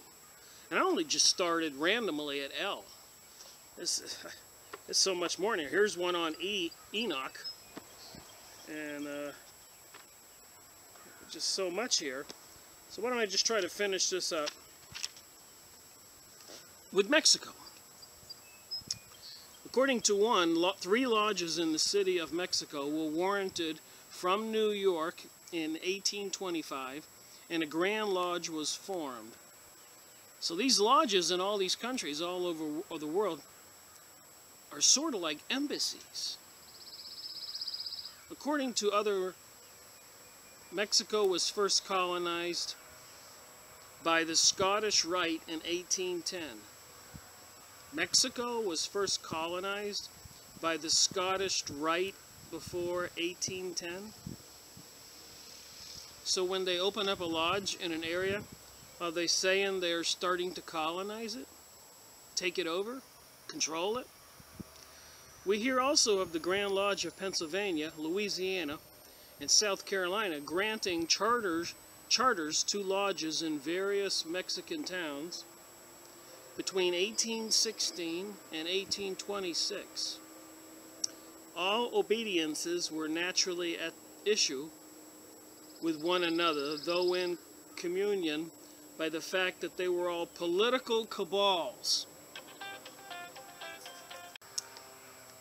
So they call it here on page 11, Latin Freemasonry, that they were all political cabals. So what I've been saying over and over and over, that the lodges all over the United States and every town, community, and many communities like larger cities have many lodges. They're political cabals, all operating in secret under the threat of death. And they have the Luciferian sun worship religion, and they have goals of rebuilding King Solomon's temple, and they're supporting something called Zionism, the New World Order, the New Age, and that's going to include disarming the American citizens who will resist, and ridding the USA of Christianity. One method is with the serious promotion of the gay agenda and other things. The horrific things on TV, promoting adultery, do as thou wilt, Aleister Crowley, the evilest man alive. Anyways, reading this book, as such, they were suppressed in 1833. The political cabals of Freemasonry trying to get their foot in the door in Mexico. That sums it up, doesn't it? It is said, however, that they continued secretly. Here you go. As time passed on the French Grand Lodge, and you can see that I highlighted some stuff here. I'll pre-read all this. Alright, it said that they continued in secretly. As time passed on the French Grand Orient, remember, Israel is in the Orient, intervened for the foundation of lodges at Veracruz and Mexico, respectively in 1843 and 1845. Albert Pike, that's that Morals and Dogma, the Bible for the Masonic lodges, sort of, that I keep referencing. Albert Pike also intervened and founded a Supreme Council in 1859 in Mexico. A Grand Lodge of the York Rite appeared in 1865 in Mexico, and Gould states that in 1906 there were at least 5 distinct Grand Lodges in addition to the Supreme Council. In 1911 the York Grand Lodge was split up, and this is the last story that I have met with concerning the royal art in Mexico. So they called Freemasonry a royal art. All these key words, what do they mean? Is that witchcraft? Magician? Magic? Royal art. Masonry entered Peru under the aegis of the French warrants in 1807. So the French were authorizing some Masonry lodges in 1807 in Peru. It was suppressed in 1813, so that lasted about 6 years. Why was it suppressed in 1813? They get their foot in the door in a country. What did they do to be suppressed by the leadership of that country? Maybe they killed a leader like in this country, Kennedy was killed. Was it done by these people? And a lot of people say, of course. It was on Delaney Plaza in Texas, which is a Masonic site where Kennedy was killed. There's plenty of videos and material to support what I just said. You can go watch it on YouTube, and you'll see a lot about the Kennedy murder and its relation to Delaney Plaza, the Masons, Freemasons. secret mystery schools, and certain higher-ups were in town that day. Go look it up. It was suppressed in 1813 for the usual South American reasons. In 1825, a Grand Lodge was formed and reorganized. In 1852, apparently with daughter lodges in Chile, Ecuador, and Bolivia. The Grand Lodges of Massachusetts and California warranted lodges, respectively, in 1850 and 1857. So you had lodges in the United States all over, spearheading daughter lodges, sister lodges, brother lodges, and other places all over the country. Why? I can ascertain to the contrary. The republics of Central America, Costa Rica, Guatemala, Honduras, San Salvador, may be governed to this day by a single Grand Orient located in Guatemala so far back as 1887. It remains to be added that in Southern America and in Nicaragua there are lodges and presumably chapters under the English obediences. In conclusion, we have seen that the Legenda Magna Aura of the Holy Grail, Graal, is held to have degenerated under the German influence into what I have termed the mysteries of iniquity, belonging to the Venusberg, and analogous dissension, D-E-C-E-C-L-E-N-S-I-O-N, decelsion. Again, D-E-C-L-E-N-S-I-O-N. Some kind of analogous decision, I guess. Into a shameful pasturage, like this guy's writing, has characterized the sacred art of masonry. There we go, key words again. Sacred art of masonry in the Latin countries. A shameful pasturage. It wears the outward form of our mysteries, but inward likeness there is none. Wouldn't you like to know what all that means? It has the mark of the beast. I suspect the mark of the beast is on all the lodges now that I know of, that if their skull and bones were the bushes, all of them came from, at Yale. So it has the mark of beast in its heart, if not on its forehead, instead of the seal of Christ. I am prepared at need to think that we have hardly seen the beginning of the mischief at work in its temples. Did you hear what I just said? I am prepared at need to think that we have hardly seen the beginning of the mischief at work in its temples. So the end is not yet. So the mischief, they call it mischief. 9/11, World War I, World War II, invading Palestine, taking over the land, giving it to the Rothschilds, murdering the Arabs, then expanding in the whole Middle East, as General Wesley Clark said, that he was told by a Pentagon insider. It was all planned before 9/11. And then another video I watched, people were testifying that when they went into Iraq, they made a beeline for the museum with all those artifacts. You know, there's a lot of stuff in the news and videos and UFO and aliens, and supposedly that they've been here before, the Anunnaki, Stitchin's books and all that. So that's related to all this, those artifacts and those writings on tablets and statues and golden shapes, all the ancient mystery schools. So apparently it all ties together very clearly. Well, if you had a big chalkboard and you start writing all these pieces down and connecting the dots, lest we forget, they themselves published this magazine called The New Age. And there's a semblance of King Solomon's temple or a Masonic lodge on the picture, which look the same with the columns. The whatever it is draped right there, the man. Look at the body here, the small human underneath. And the feet on that face, here's his face. But look at the feet with the lion's feet. And the human underneath.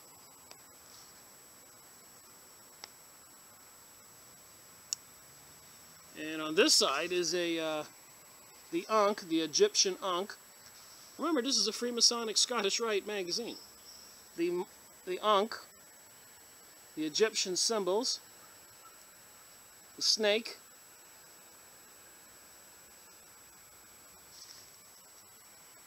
you kind of need a magnifying glass to get all this really good, but the symbolism goes on and on and on.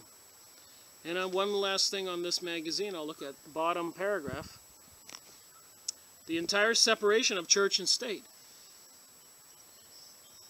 They say that they're a kind of a mystery school religion, the magical arts, and they want Christianity and the other religions to be separate from the state. And who controls the state? They control the state. They're political cabals, those Masonic buildings in every town, connections in high places, it's membership. Anyways, the entire separation of church and state and opposition to every attempt to appropriate public monies, federal, state, and local, directly or indirectly, for the support of sectarian or private institutions. So there you have it.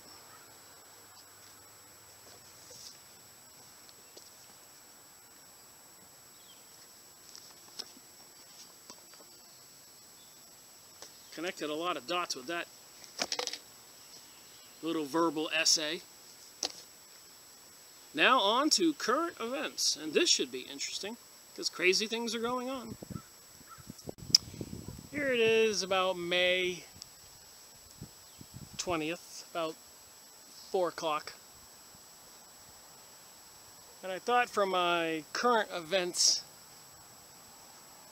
document review, I would do something relative to the sky spraying powder you can see in the sky.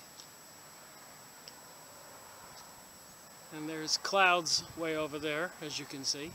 But this stuff here is all powder. I've been watching it all day, dump out of jets.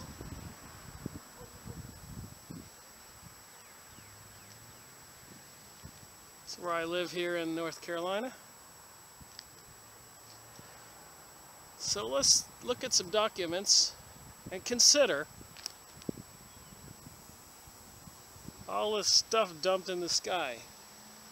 If you can see the lines. Rick Miracle reporting. Alright. Hope you could see that powder in the sky I just videoed.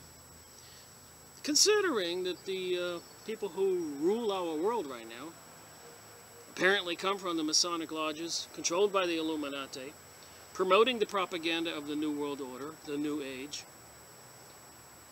And then one has to say, and they made a deal to get the Palestinians land. They're working towards rebuilding King Solomon's temple and creating the New World Order, New Age. And they would really do want to eliminate the population by about 90%.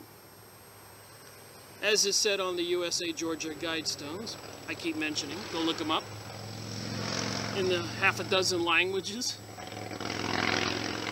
And we've seen with the Blue Lodge book, handbook, Freemasonry, and the supporting books and the encyclopedia, these people, have been put to death, suppressed. They spring up lodges all over the world. It says in the book there, they're political cabals. They have a very strange religion, which appears to be Luciferian.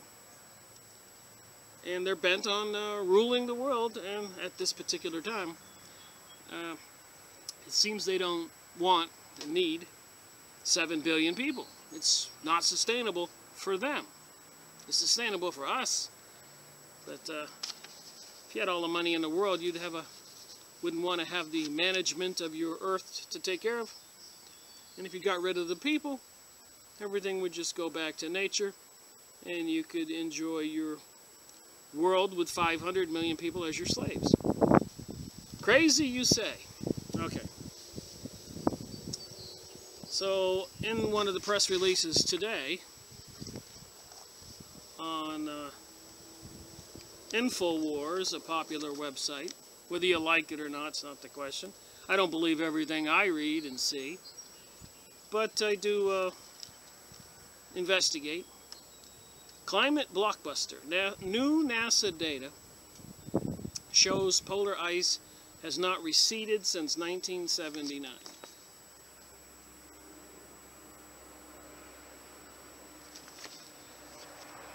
Now I know, like Hitler said, or Göring in Germany, that if you tell a lie big enough, often enough, people will start to believe it. And I talk about the overpopulation to people, and they go, well, there are too many people.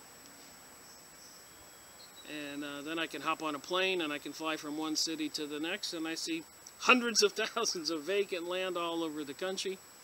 You know, it boggles the mind. You leave Florida and go down to Cancun, and much of Mexico along the coast is just completely tropical forest. You leave Orlando and go to Charlotte, across Florida. It's all countryside. You drive across from any city, Asheville, North Carolina, over to Raleigh or Charlotte. You go through very little, sparsely populated areas. Lots of countryside.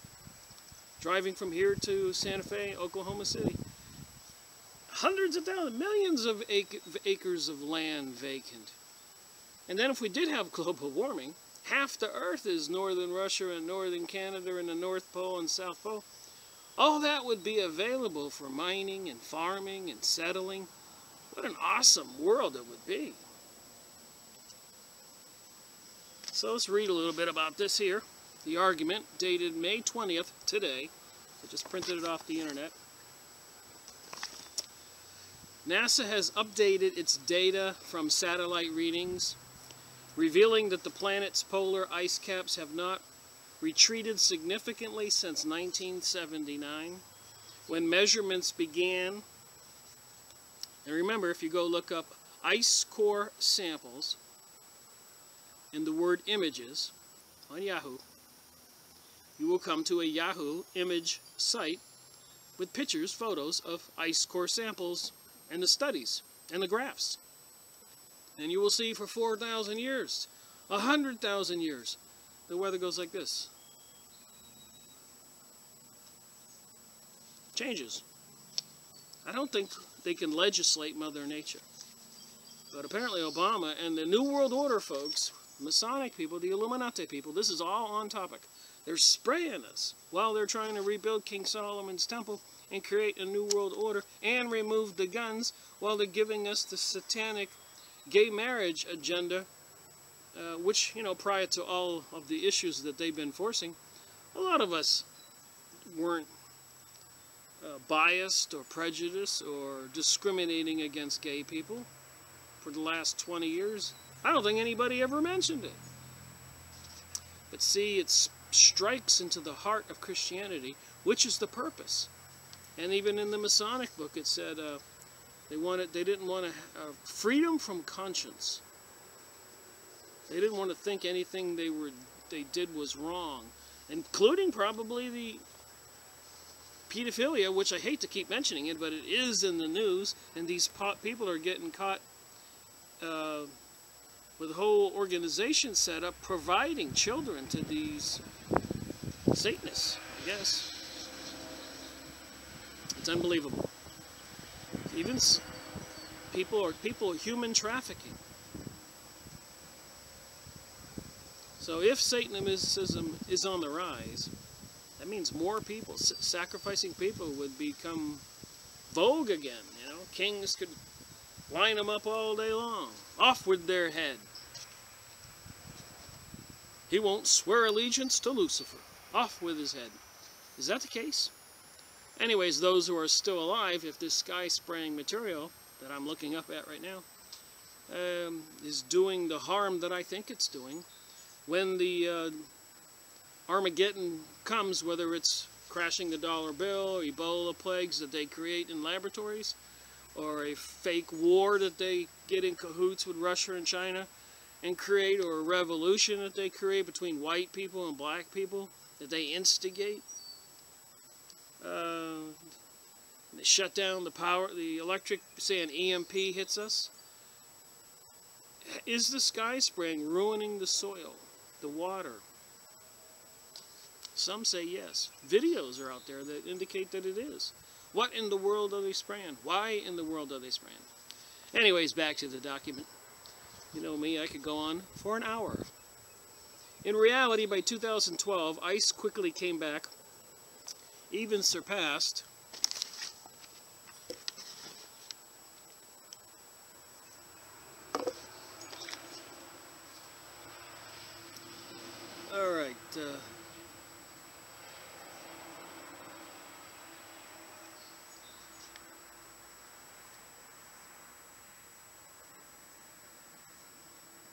surpassed 1979 readings, reaching a new record maximum in the Antarctic in 2014. Since that time, it has remained above that previous baseline. According to NASA latest data, it is now 5% above the mean average. This is not to say that the ice will not retreat again at some point. It is generally considered that the Earth's temperature is still rising slowly since the so-called Little Ice Age. So we're coming from a little ice age, which means, you know, a good portion of Russia and Canada could provide a more comfortable climate for people. What a boom that would be. And if you wanted it all for yourself, I guess you'd have to kill off the populations, which ended in the mid-1880s. The rise is thought to be due to a combination of natural and to a much lesser extent human influence. I'd say that the natural human influence, smokestacks, car exhaust, and things like that, chimneys, probably are nowhere near as detrimental to the climate as the sky spraying and the HARP systems they're using, the microwave transmitters that heat up the ionosphere. Controlling the weather, you think? Still, alarmist headlines continue to be used in respect to polar ice, while some claiming that satellite data shows ice is melting at an unprecedented rate. Not so, according to NASA's newest data. NASA is on its best behavior with regard to climate change, since it emerged recently that the agency may have altered weather station data to falsely indicate warming and sea rising. Critics or deniers, as the mainstream media would call them, charge that the data has been so relied upon to prove global warming trends for years that has been in fact manipulated. And if it's so, global warming is so-called real, why did they change the term to climate change? And climate change is pretty ambiguous. I mean, when does the climate not change? I can guarantee you the climate's going to change at least 4 times a year with the seasons. Winter, spring, summer, fall. And my friend called me from Tim from Santa Fe yesterday afternoon and said they just had snow. So, that's crazy. Got my garden here where all my vegetables. I hope it doesn't snow in the mountains of North Carolina. But then I would just cover them up with a big tarp. Anyways, NASA is on its best behavior. Okay, President Obama will today give a high-profile speech on climate change as the biggest threat to national security. So, natural weather changing, getting cold, getting warm, is the biggest threat to national security, according to New York Times. Obama will tell those gathered that climate change, especially rising seas, is a threat to our homeland security. Since when is he worried about homeland security? He's about to sign the Pacific Trade Agreement. which is really going to undermine our ability to compete in the world workforce, hence pulling America down, which is what they want to do. New World Order. Remove the guns, stop population, and everybody has to be gay. Our economy, infrastructure, and the safety of health of the American people. So climate change is something that's been going on since Earth formed. In a report issued Wednesday, the White House said climate change will act as an accelerant of instability around the world,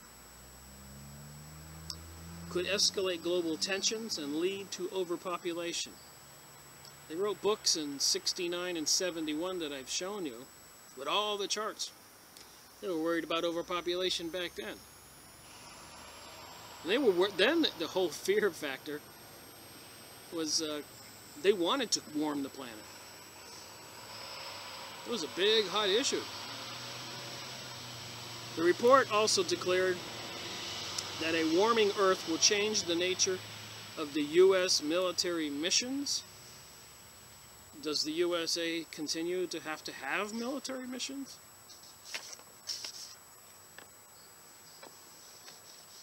All right. So some people made some comments. I'll read a couple of these. Anyone get a load of this bombshell yet? This guy's name is Insanity. Obama, climate change deniers endanger national security. And they got the link here. Open the FEMA camps and unleash all the Jade Helm trained goons. Let the roundup begin. Then you got another one here, Stealth. In 1958, Senator Lyndon B. Johnson, former U.S. president, made a prophetic opening statement at the hearings before the Preparedness Investigating Subcommittee of the Committee of Armed Forces. From space, the Masters of Infinity would have the power to control the Earth's weather and cause... Papers are flying around. And cause drought and flood, to change the tides, raise the levels of the sea, to divert the Gulf Stream. They've already diverted the Gulf Stream when they did all those chemicals in the Gulf, all that oil that was released. There was charts and everything that the Gulf Stream slowed down, even stopped. The warm water ceased going back up to the north and changed temperature climates to frigid. There is something more important than the ultimate weapon, and that is the ultimate position. The position of total control over the Earth lies somewhere in outer space.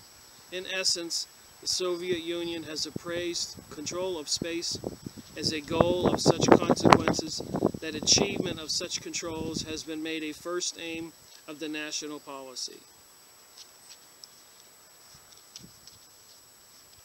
All right, another one here, JFK, back in 1961. We shall propose further cooperative efforts between all nations in weather prediction and eventually weather control.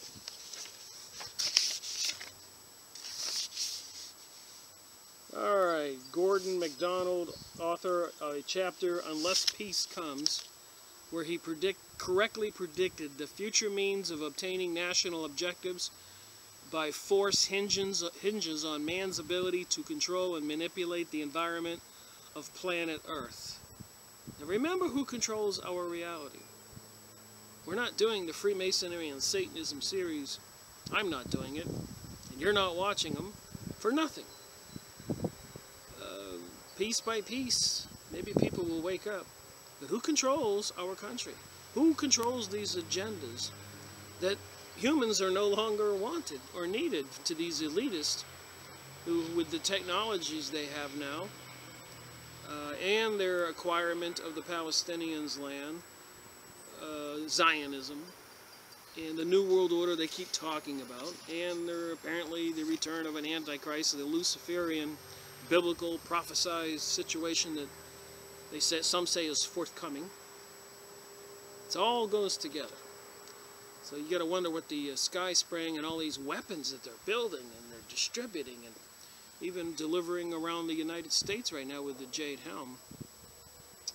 Videos on YouTube of laser beams fired from planes and ships at other planes and ships. Big laser beams and the power they have now. And CERN, they don't even know what's going to happen with CERN when they turn that on. When achieved, this power over his environment will provide man with a new force capable of doing great and indiscriminate damage. DOD News Briefing Secretary of Defense William Combe. Others are engaging even on an eco-type terrorism. These are comments made by people. A lot of people are waking up.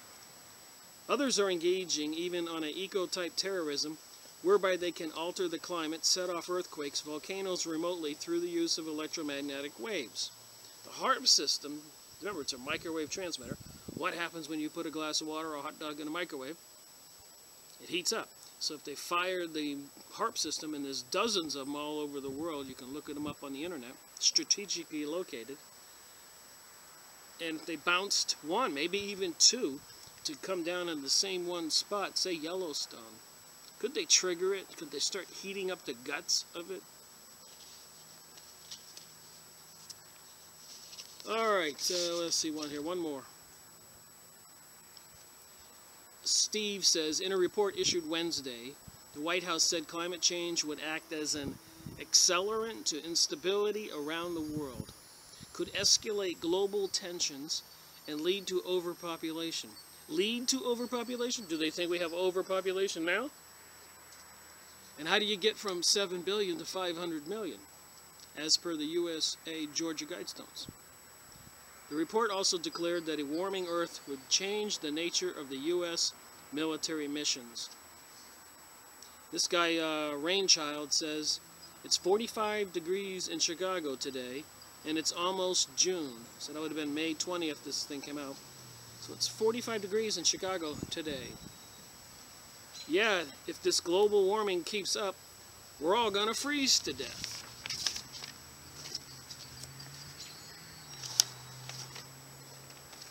Alright, I want to go over something I went over in the past, but I thought it might be appropriate. NASA gives a blueprint for future war and final domination of the human race. 25/2013. Go look this up. There are a lot of concerned people out there that get this stuff out. But NASA gives a blueprint for a future war and a final domination of the human race. American Free Press Photoshop by Ken Larave. Picture of an ape. This might be possibly the most important essay I have ever written. Last week I sent a link by an oath keeper showing an amazing document she took from the NASA website. I hit the print button and was astounded by what I found in its 113 pages. And I did make a video about this.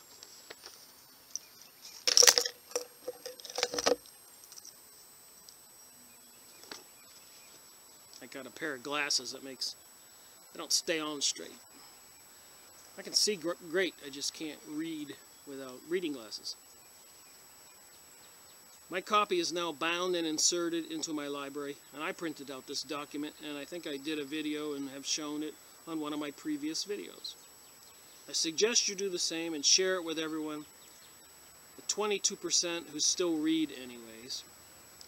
It's called Future Strategic Issues, Future War, circa 2025. You can see it there, go look it up. I found it in PDF form on many websites and I downloaded it. 113 pages, and I went and punched holes and put it in a binder. It just might be the most amazing projection of our human progress ever discovered, and yet a viable blueprint for the very demise of the human race as we now know it. And it's happening now. So you go look at the NASA logo and NASA symbols and the CERN logo and Shiva parked out front and Washington, D.C. shaped in the shape of an owl, the all-seeing eye on the dollar, Eurovision with Conchita Wurst winning the contest, singing the song Phoenix Rising with the words, "You can't stop us." Football halftime shows all satanic. The London Olympics halftime show is so much evidence out there. And we know, if you've been watching my videos, that there's more to these Masonic lodges than what meets the eye, with the secrets they have with the threat of death, running the world into this secret mystery religion, and who apparently have no qualms at all about slaughtering massive amounts of people. Not at all. Consider that.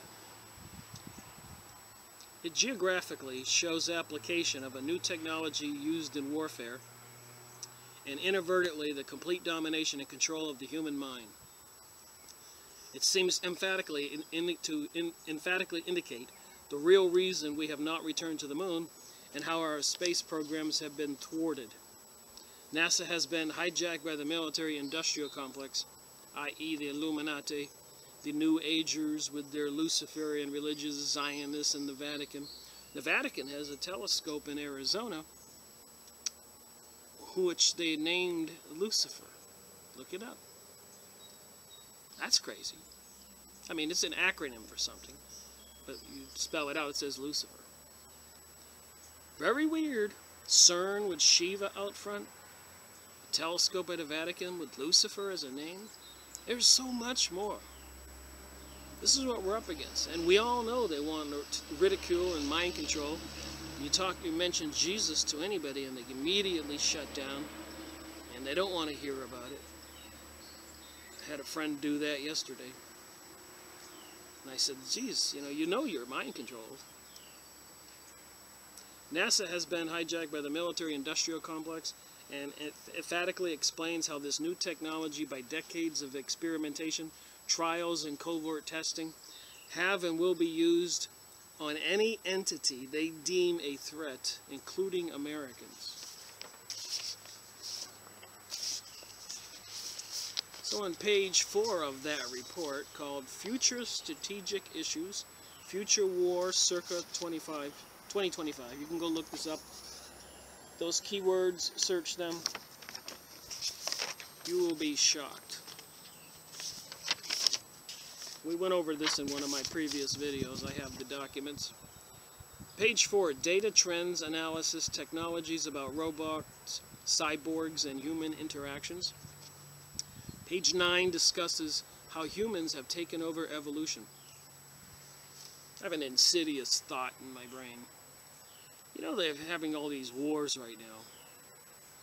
And a lot of U.S. troops lose legs, arms, and need a lot of artificial limbs. You don't suppose that they could have caused that situation to exist so they could generate a supply of humans needing limbs so that the laboratories and the scientists could work on that issue? Are they that psychopathic? Well, according to this document, without a doubt. Page 9 discusses how humans have taken over evolution, and a concept called directed evolution is brought to light. Remember Hitler's Germany, the Superman race. And though Monsanto is not mentioned, it does come to mind, but then Monsanto may indeed be suspect in GMO, cloning, and GE. There are literally hundreds of more doing the same all around the world. So they are pursuing this seriously. And they do want to get rid of humans, which they say with the Georgia USA Guidestones in many books, and even the President Obama just said it in this review. Climate change. is a threat to the world. Yeah, it's getting so warm and toasty that more people are going to have babies. Isn't that a problem? If they're really concerned about us humans, they would design things differently. Containers that you didn't have to go throw away, delivering rice and mayonnaise and milk and bread, and save on a lot of stuff. Page 14 talks about key future technologies like the introduction of robotics and genetic engineering before birth. That's right out of TV. Movies. Page 35 discusses confluent accomplishments in IT bio nanotechnologies, such as taking the brain of a sea lamprey, whatever that is, inserting it into the body of a robotic fish, and a fish plant eating robot that can digest to maintain energy and live off the land, and possibly of a new kind of soldier. Microdust weapons, page 43, using micron-sized dust distributed by aerosol to be inhaled. You just saw the sky powder in the sky. They could deliver whatever they wanted to, whenever, wherever. It would have a pathological mission implanted like boring holes into linings. The legality of these new weapons are discussed too. Yeah, they passed laws, dude, that will protect these companies from any liabilities, like Monsanto. Beam weapons revealed the use of low-power microwaves on whole populations that would cause universal behavior performance, decrepitments, seizures, gross alteration in brain function, 30 to 100% increases in blood flow to the brain, lethality, and further interactions between low-power microwaves, which I've been saying all along. Cell phone towers, HARP transmitters strategically located all over the world. Go look at the map of them on the internet.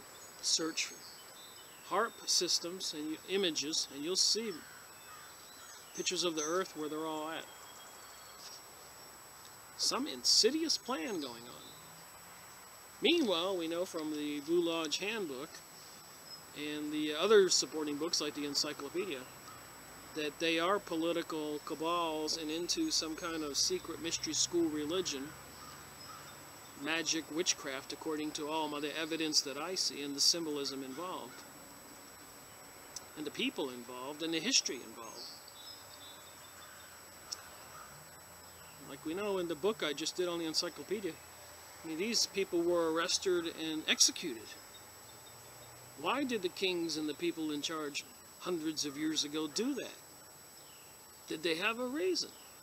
Do we have a reason today to be concerned about them? Remember, they're in control of NASA, the corporate secret military establishment. They give us our presidents like they're giving us Jeb Bush and Hillary Clinton as a possible choice. How big of fools do they think we are? Page 66 discusses humans being scientifically analyzed without the consideration of the soul or intrinsic worth, but of our limitations in the New World Order. I guess I'll let it go at that. The real eye-opener to me is the coldness of its inhumanity, as we are considered lab rats.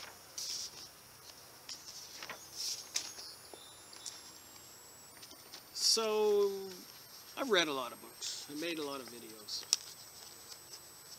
And, you know, I've discussed some things that the people discuss that are in the Bible. I've never been a big Bible reader. I've tried, and I read it periodically.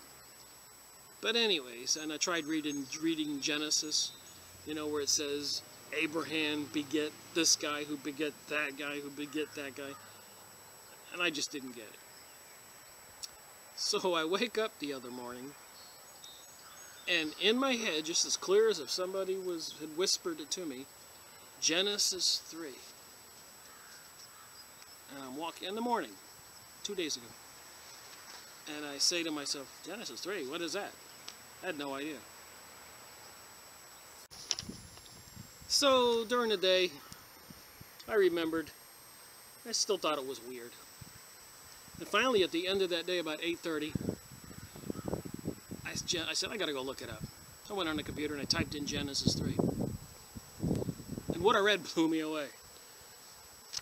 Remember, the series is Freemasonry and Satanism. And believe it or not, Genesis 3 is about Satan. This is a true story, I told you. I mean, I don't know why when I got out of bed and I'm walking down the hall, go brush my teeth, get some coffee. Genesis 3. It's the only 2 words. And all day long I remembered, once or twice. And in the evening at 8:30 I looked it up. You can go look it up. So I went, and here's what I got. And I've had numerous psychic experiences. I've shown pictures of those orbs I took photos of that flew over my condo. And I've had interesting dreams and revelations about things that came true. So we're all psychic, spiritual beings in biological bodies. But Genesis 3. I'll read it. Now the serpent was more subtle than any beast of the field which the Lord God had made. The serpent was more subtle. I'm thinking about these Blue Lodge, Freemasonic lodges, and Illuminati, and Rosicrucians, and Zionism, and all their secret goings-on. They're certainly subtle, and they do certainly use the symbol of the snake and the all-seeing eye and all this. But anyways, I'll read this. You can figure it out. And he said unto the woman, Yea, hath God said, Ye shall not eat of every tree in the garden. And the woman said unto the serpent, We may eat of the fruit of the trees in the garden, but of the fruit of the tree which is in the midst of the garden, God had said, Do not eat of it, neither shall ye touch it, lest ye die. And the serpent said unto the woman, Ye shall not surely die. For God doth know that in the day ye eat thereof, then your eyes shall be opened, and ye shall be as gods, knowing good and evil. Now remember, in that stuff we just read, they wanted to have freedom of conscience.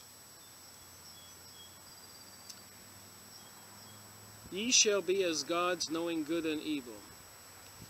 And when the woman saw that the tree was good for food, and that it was pleasant to the eyes, and a tree to be desired to make one wise, she took the fruit thereof, and did eat it, and gave also unto her husband with her, and he did eat.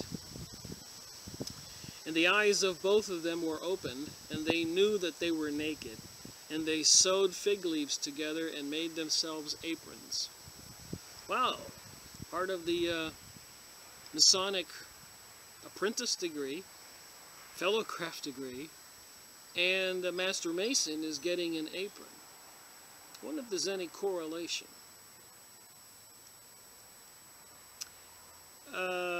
And they heard the voice of the Lord God walking in the garden in the cool of the day. And Adam and his wife hid themselves from the presence of the Lord God amongst the trees of the garden.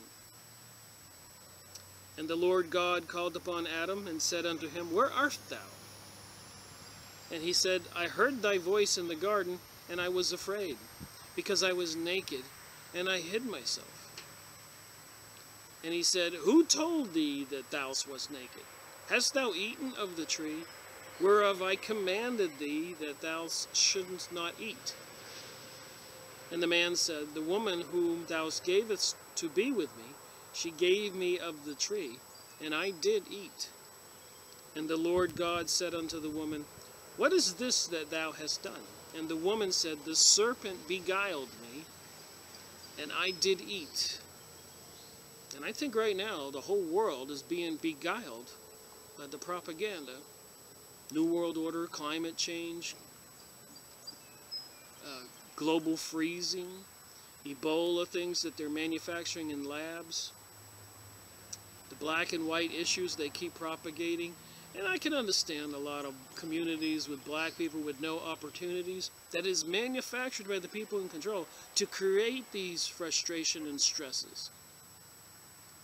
And of course they're going to turn to the white people they see and blame them. And the same thing with immigrants coming in from Central and South America who are suffering.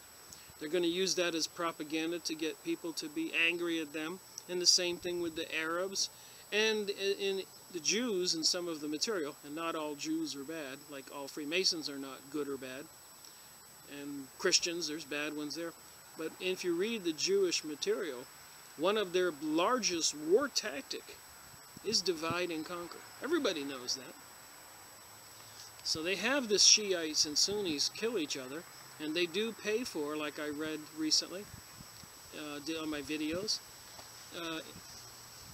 traitors inside the Palestinian camp to do things so they could blame it on the Palestinians. And they do the same thing with the Sunnis and Shiites. They'll pay some Sunnis, who are not really religious, to blow up a Sunni religious temple or something, or kill a bunch of people, and blame it on the Shiites, so to ferment more war and death. This is what's going on in the world all over. The serpent beguiled me, and I did eat. So if there is a serpent, which I believe in God, and I believe we're spiritual beings and spiritual and biological bodies, and these entities that are in charge with the secret mystery schools, according to a lot of material, have a unique DNA, maybe from the lineage of Cain, whose father was Sataniel, the serpent, according to the Rosicrucians. And the ones from Abel, who was human and human. So are there really reptilian, Anunnaki, spiritual entities existing on this plane? I think we can conclude absolutely yes. And is it the serpent beguiled me and these people who are in charge? It seems the answer is yes. Not trying to be overtly religious on anybody. I had this word, Genesis 3. I had no idea what it meant. I've never read Genesis 3. All day long, finally I looked it up. And the Lord God said unto the serpent, Because thou hast done this, thou art cursed above all cattle, and above every beast of the field. Upon thy belly shalt thou go, and thou shalt eat of all the days of thy dust shalt thou eat of the days of thy life. And I will put enmity between thee and thy woman, and between thy seed and her seed, and it shall bruise thy head, thou shalt bruise his heel. You can go look this up and read it better. Unto the woman he said, I will greatly multiply thy sorrow and thy conception. In sorrow thou shalt bring forth children, and thy desire shall be to thy husband, and he shall rule over thee. And unto Adam he said, Because thou hast hearkened unto the voice of thy wife, and hast eaten of the tree of which I commanded thee, saying, Thou shalt not eat of it, cursed is the ground for thy sake. In sorrow shalt thou eat of it all the days of thy life. Thorns also, thistles shall it bring forth to thee, and shalt eat of the herb of the field. In the sweat of thy face shalt thou eat bread, till thou return to the ground, for out of it wast thou taken. For dust thou art, and unto dust thou shalt return. And Adam called his wife's name Eve, because she was the mother of all living.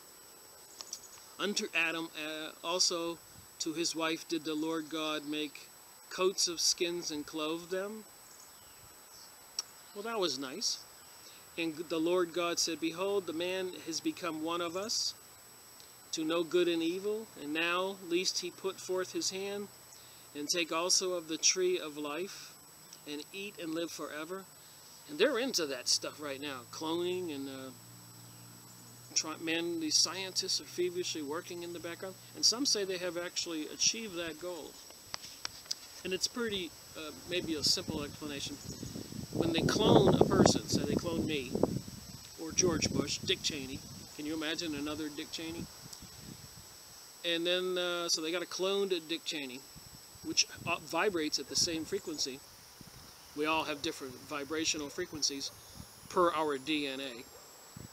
Like a radio station, but every human being has a different frequency. So if you clone somebody, it has the same frequency as the original copy.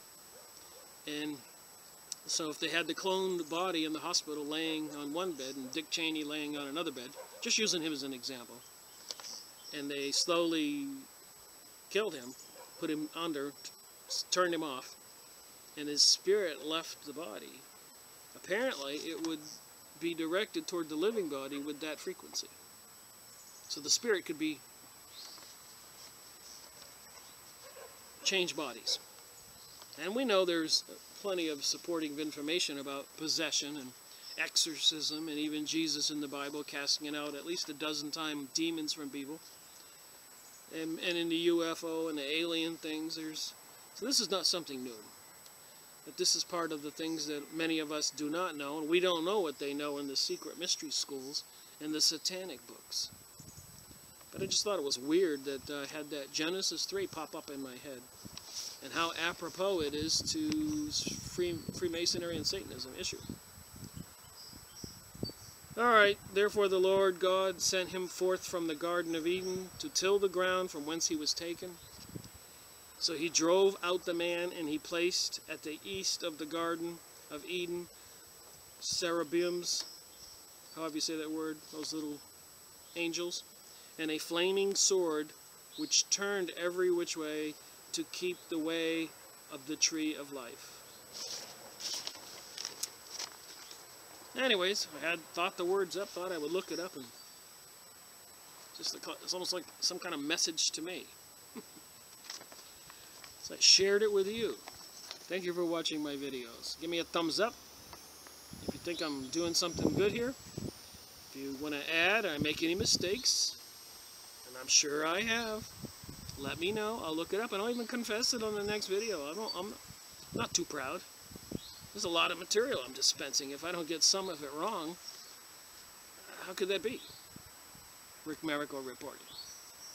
Alright, so I just finished the video. I looked up, and clearly you can see that I can see. There's a nice straight line of powder right there in the middle of that. Powder in the background.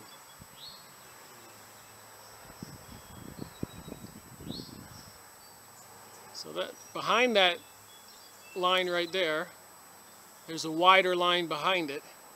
There's one being sprayed as we watch right now.